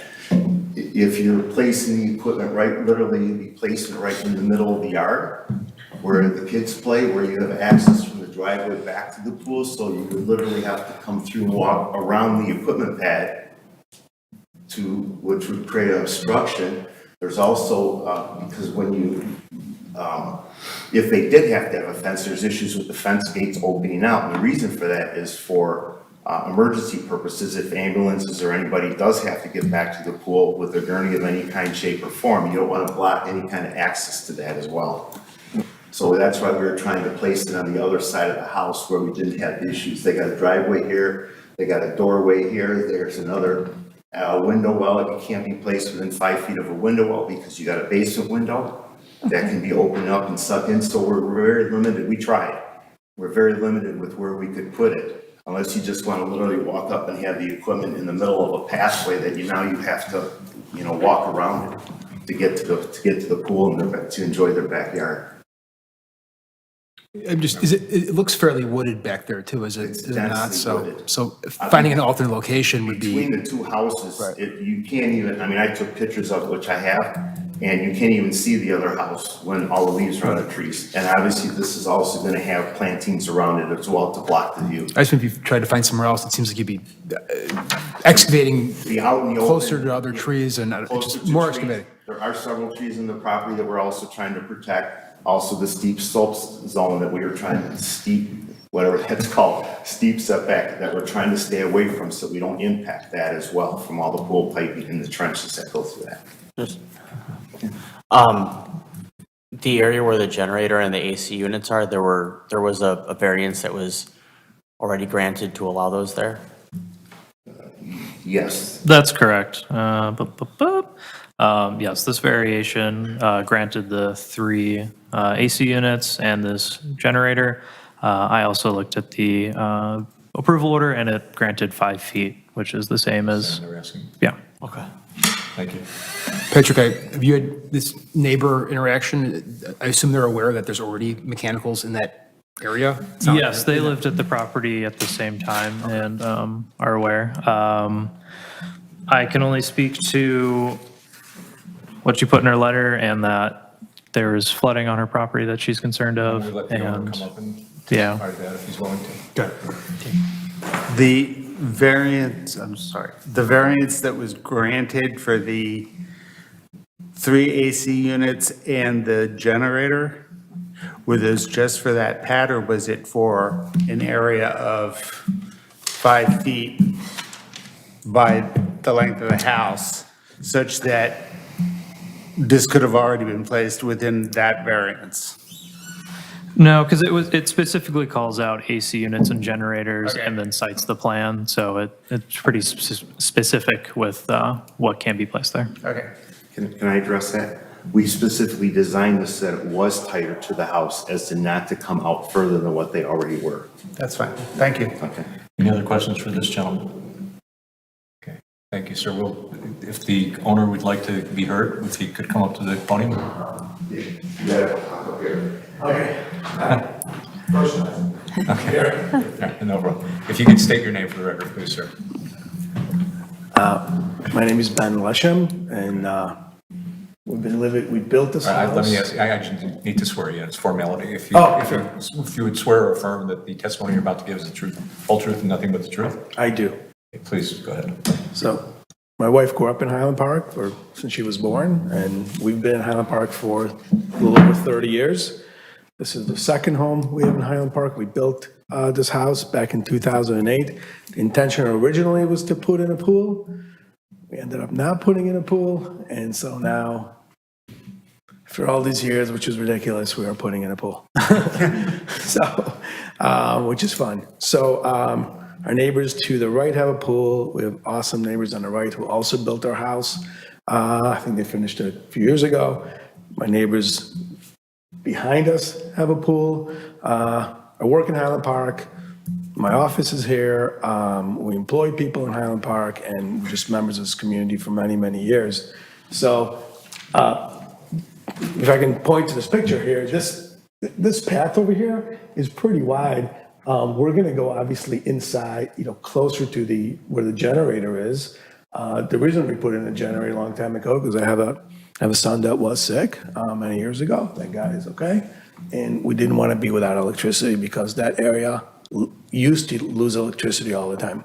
So when my son, my second oldest was 6, he was, I just needed to make sure I have electricity in the house. That's why the generator was put in there. Okay.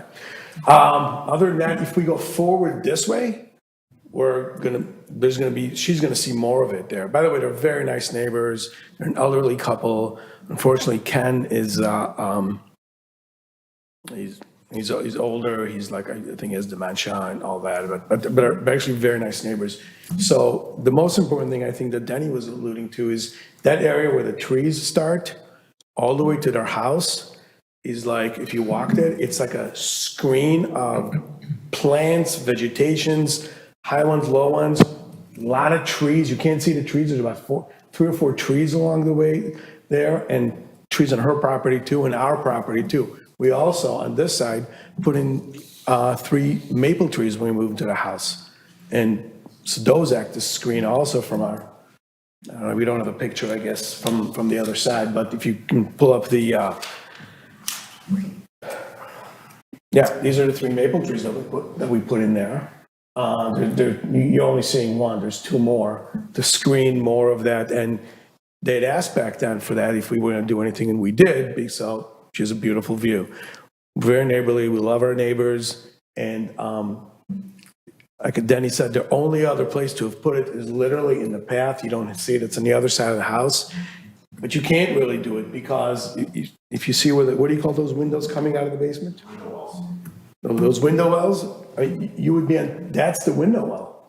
So if you're putting the pad over there, you don't have access to the window well, and I think that's a safety issue. For sure. Everything here it's really narrow, and it slopes way down. You can see it. It starts to slope way down. That's the toe of the ravine. So it starts kind of shallow and then just drops. Yes, there's really no place to put it. Both of those homes on this side of me, to the east of me, and to the south of me have pools. And as you can see, we're quite far from our neighbor's house just because of the way they're in a corner lot. So there's quite a distance between the two. And the decibels, I think Danny has this presentation, are lower than the AC units and lower than the generator, which goes off once a week for 5 minutes. But we had to have the generator because I couldn't afford to be without electricity. That was just a non-starter. I specifically asked you, the reason I kind of forced you up here was just to find out if you had any specific conversations with the neighbor. Yeah, sure. What she specifically is objecting to, or she just objecting to the general principle kind of maybe? When we built the house, she didn't want anything on that side, even though I said we really needed a generator. She didn't want anything on that side because her objection was that they don't have air conditioning, so they'll keep the windows open all year. She didn't want the noise. So we did a whole like audio or sound engineering thing, and it turned out it was far enough that by the time it hits her house, I'm sorry, I'm not a technical person, it was like a whisper. It was literally like a whisper. So that was fine. And then we've been there for 15 years, never had an issue. She thought that she probably thought these mechanicals were like super loud and, it sounded like a tractor. I don't think it sounds like a tractor. It's pretty low noise, those pumps. It's lower than anything else that's there. So it's like a whisper, and I think if we bring it further out, she would see it more and it would encroach this way. And oh, by the way, if you bring the other picture up, you'll see there's another one of those windows to come out if you bring the plan of the house. Oh, yeah. There's another safety, one of those safety, it's right there. That's a safety exit. Also, there's one there and one there, but we had to do it by code when the house was built. So that spot is right along the generator, it's right next to it, and it will be screened, we will screen it, obviously, by code, and that's it. Thank you. Any other questions for Mr. Lesher? Seeing none? Thank you, sir. Okay, thank you. Anybody else want to be heard on this matter or anything else? Not seeing anyone, I will poll the board again, and I'll start with Member Culliver. Thank you, Chair. I want to thank both Mr. Lesham and, I'm sorry. Dennis, for your presentations. You did a great job. I'm really glad to know that you have explored every potential option for where the mechanicals can go.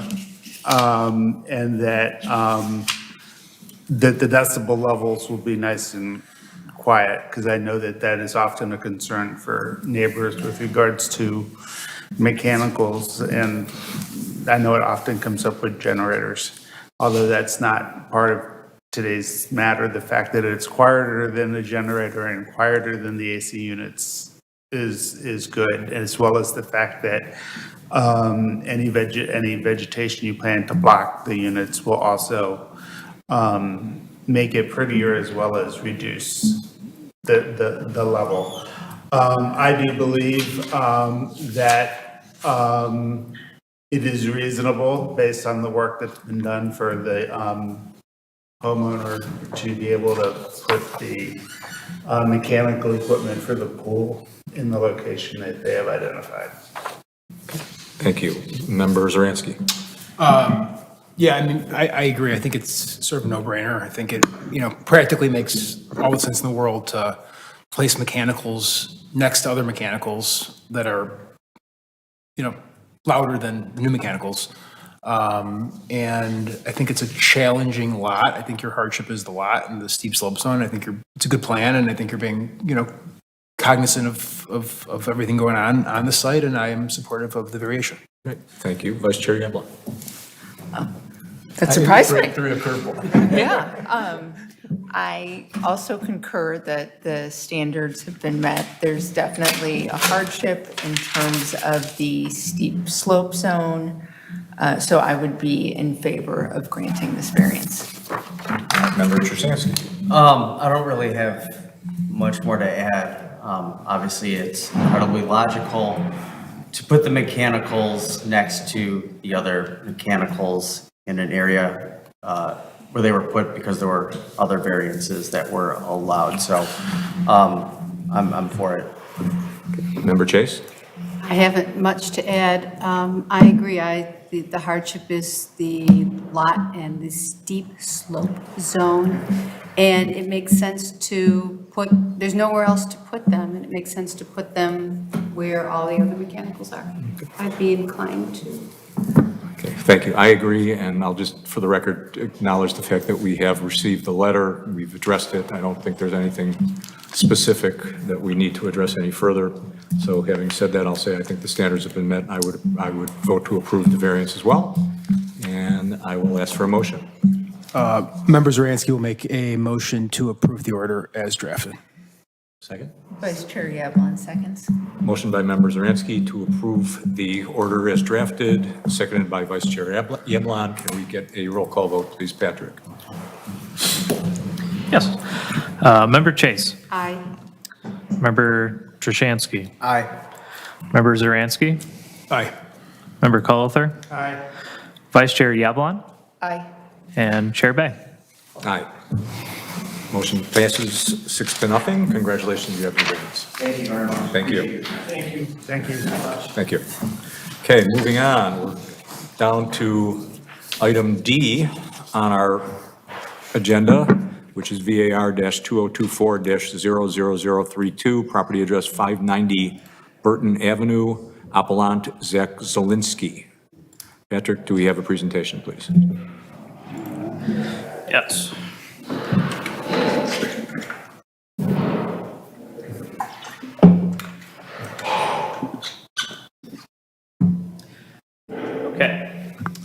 So, 590 Burton Ave.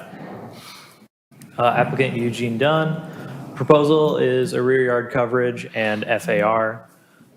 This property is located in the R6 zoning district and the small lot overlay zone. According to Lake County Assessor's Office, this home was built in 1977. The requested relief is to exceed the allowable floor area ratio of 40%, or 2,080 square feet by 386 square feet, with a new 130 square foot addition to the existing garage to total square footage of 2,466 square feet, or 47%.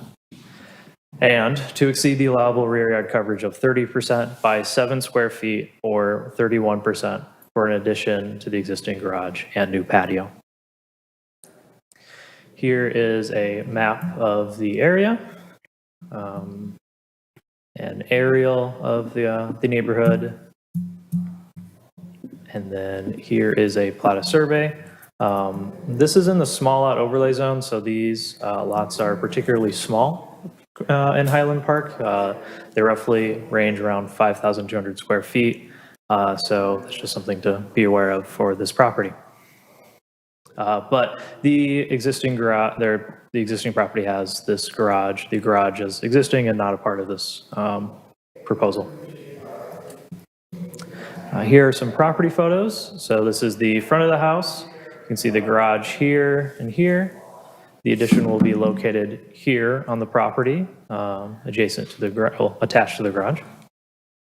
And then these are pictures of, again, this is where the addition will be taking place, and then just looking out to the back of the house. In yellow, this is the existing garage, and the blue is the proposed new patio. This is the patio, this smaller strip here, and then this square here is the 130 square foot addition to the garage. So I will speak first on the rear yard coverage. This dotted line here is the 25 foot, which is marking the rear yard. The rear yard is from the back property line, 25 feet, and you cannot cover more than 30% of this area.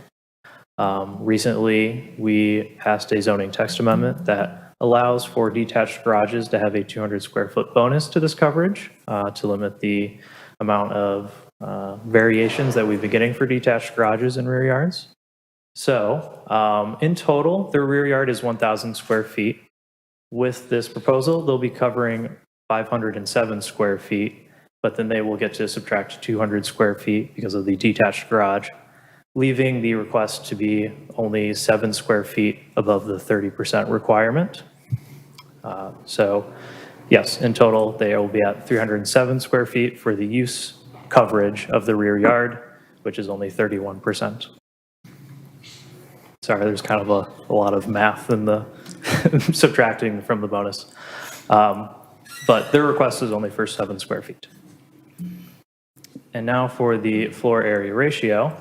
They are allowed 2,080 square feet.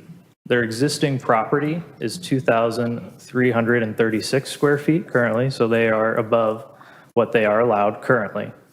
The request is to go to 2,466 square feet, which is including the 130 square foot addition. I will note that that rear yard coverage 200 square foot bonus that I discussed for the coverage metric does not count towards FAR. That is only for the coverage portion. So they do not get minus 200 square feet for the detached garage. The owner also provided a neighborhood average for the surrounding properties. The average lot area was 5,675 square feet. This property is 5,200, so it's a little under the average. The floor area was 1,987, so they're above the average for the neighborhood. And for the percentage totals of the FAR was 35.4%, which they are requesting 47%. Here are some elevations for the garage addition. So behind here is the garage, and then it's this small 130 square foot kind of shed addition.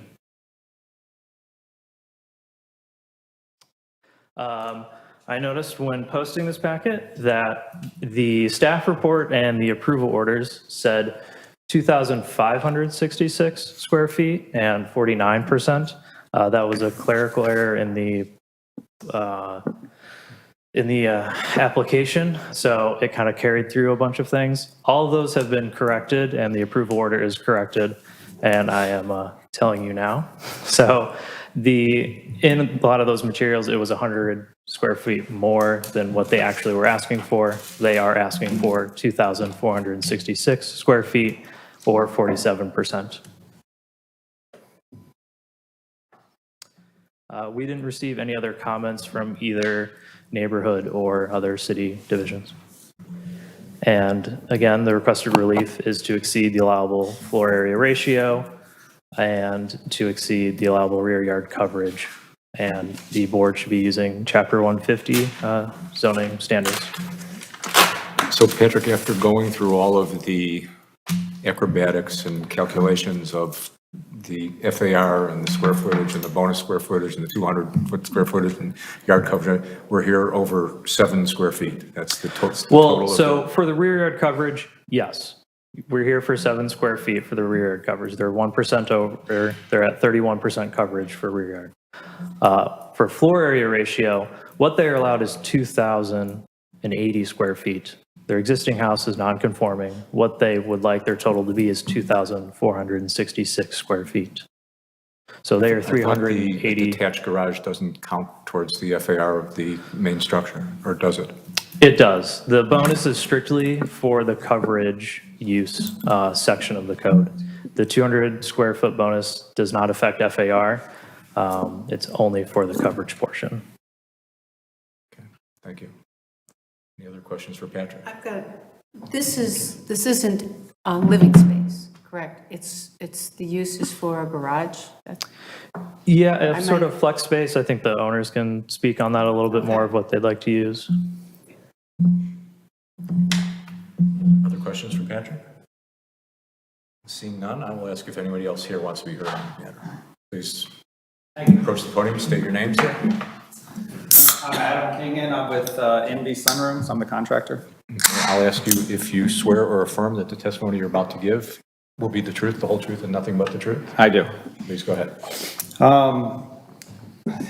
You know, if we get any bonus points for being the shortest presentation, I think we'll hit that this evening. So At this hour, it may count for something. I'll start with that.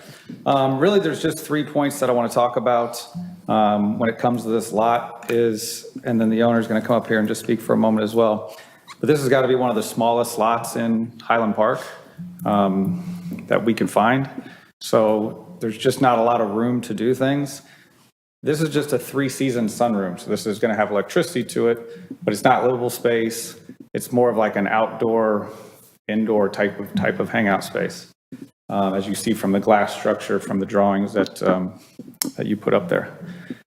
Sliding windows, doors, stuff like that. The biggest thing about this property is there is no outdoor space now. There's no deck, there's no patio, there's nowhere for them to hang outside unless you basically stand on the driveway there between the house and the garage. So this is going to allow them to have some outdoor, quote unquote, living space with that small patio to the outside of it. So from a dimension standpoint, we're only asking for 13 by 10 here. So this isn't some massive structure that we're putting on the side of the garage.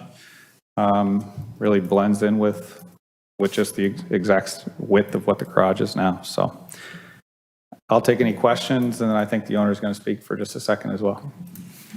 Questions? Oh, Sure. and you said there's electric, but there's no plumbing, is that correct? There's no plumbing. There's just electricity per code. There'll be like 3 or 4 outlets in the room.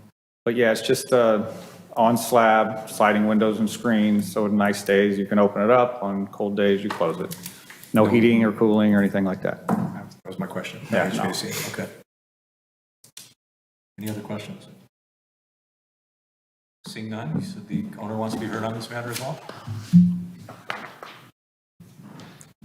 If I could ask you to state your name for the record, please, sir.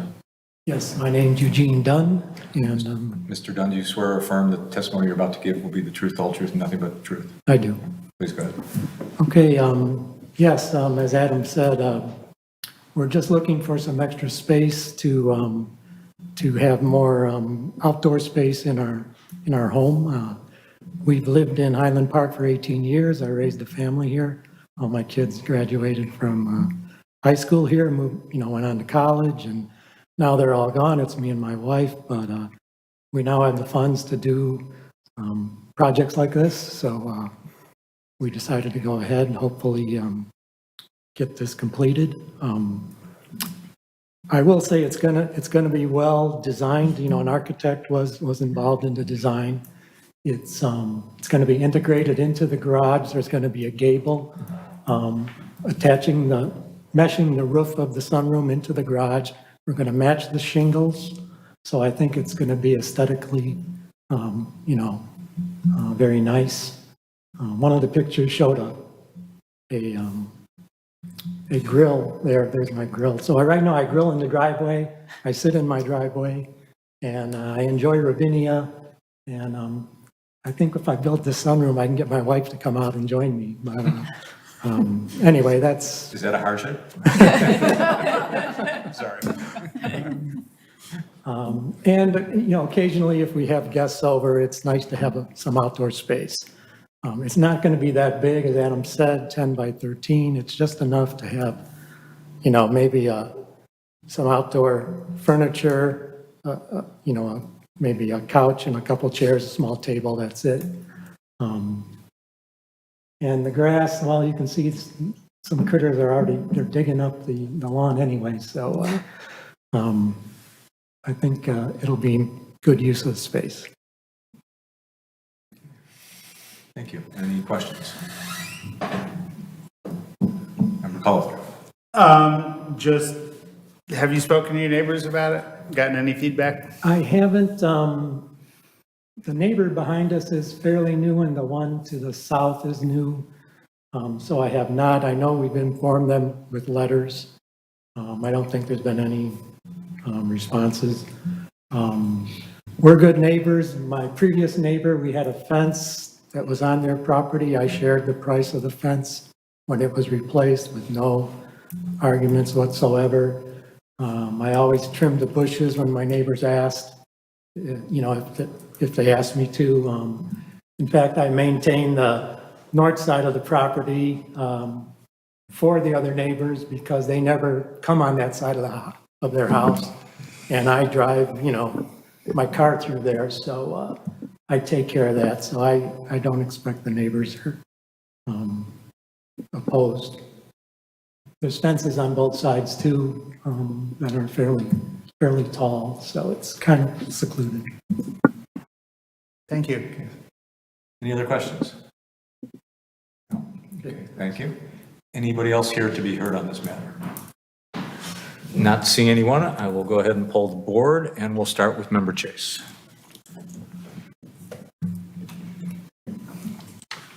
It's we have two issues. One is the FAR and one is the actual Rear yard coverage. rear yard coverage. And I'm not as, I'm not sure why, they don't mesh together, the two, the rear yard coverage and the FAR. But even though I understand it's a huge increase in the FAR, I myself am not as concerned about that, and it looks like it's altogether a modest addition, and I'm interested to hear what my colleagues think about this, but I'd be inclined to approve it. Member Trushansky. Sure. I think I heard that the FAR is already non-conforming. Yes, it's already over. So, I mean, it's already it's a slate. It's already non-conforming as it is. This is a pretty small ask, and I think as Chairman Bay mentioned, for the other issue, it's a mere 7 square feet that they're adding on. I'm inclined to grant it. Thank you. Members Ransky. I think the hardship is basically the size of the lot. I mean, that kind of dictates these numbers that make it appear to be a larger ask than it is. And I think it's a nice project, and I thank you for sitting here all night, and I support your variation. Member Cullifrey. I'm going to agree with my colleagues. I think it is a reasonable ask. Oftentimes, we worry about FAR because in some instances, it affects the bulk of the house, such that if they were putting on an addition on top to increase another floor or whatever, you end up with a much larger structure than, whereas this is hidden behind the house and doesn't affect the bulk from the street. I think that goes to why the numbers don't mesh. Thank you. So I believe in what the applicant has submitted, explains how the standards for variance have been met. Thank you. Vice Chair Yablock. I agree with my colleagues in terms of the hardship being the size of the property, and also that even though it's a small ask, the numbers look otherwise. I would be absolutely in favor of this project. Okay. Thank you.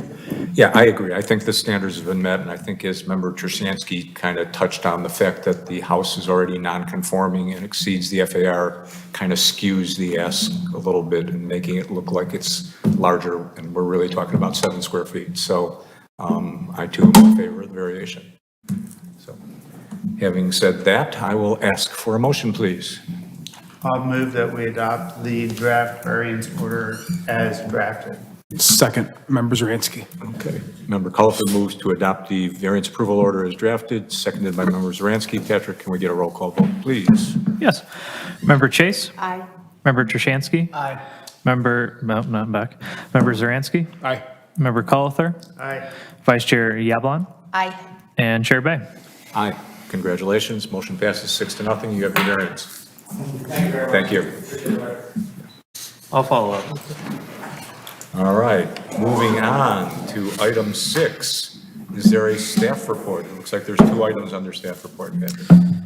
Yes, so the first one is the meeting resolution for next year. That's just listing out the meeting dates for 2025. Made sure to double check that there were no holiday conflicts this year, or next year, so we should be good. If you have reviewed it all and are okay with it, all I ask is that we motion to approve it, and then Chair Bay will sign and I will also sign it. Does everybody have a copy of the resolution? You have a chance to? Okay. Would someone like to make a motion? Please. I'll motion to accept it. Okay. Seconded? Second. Okay. Motion by Member Trushansky to approve the resolution setting the schedule, seconded by Member Zaransky. Can we get a roll call vote?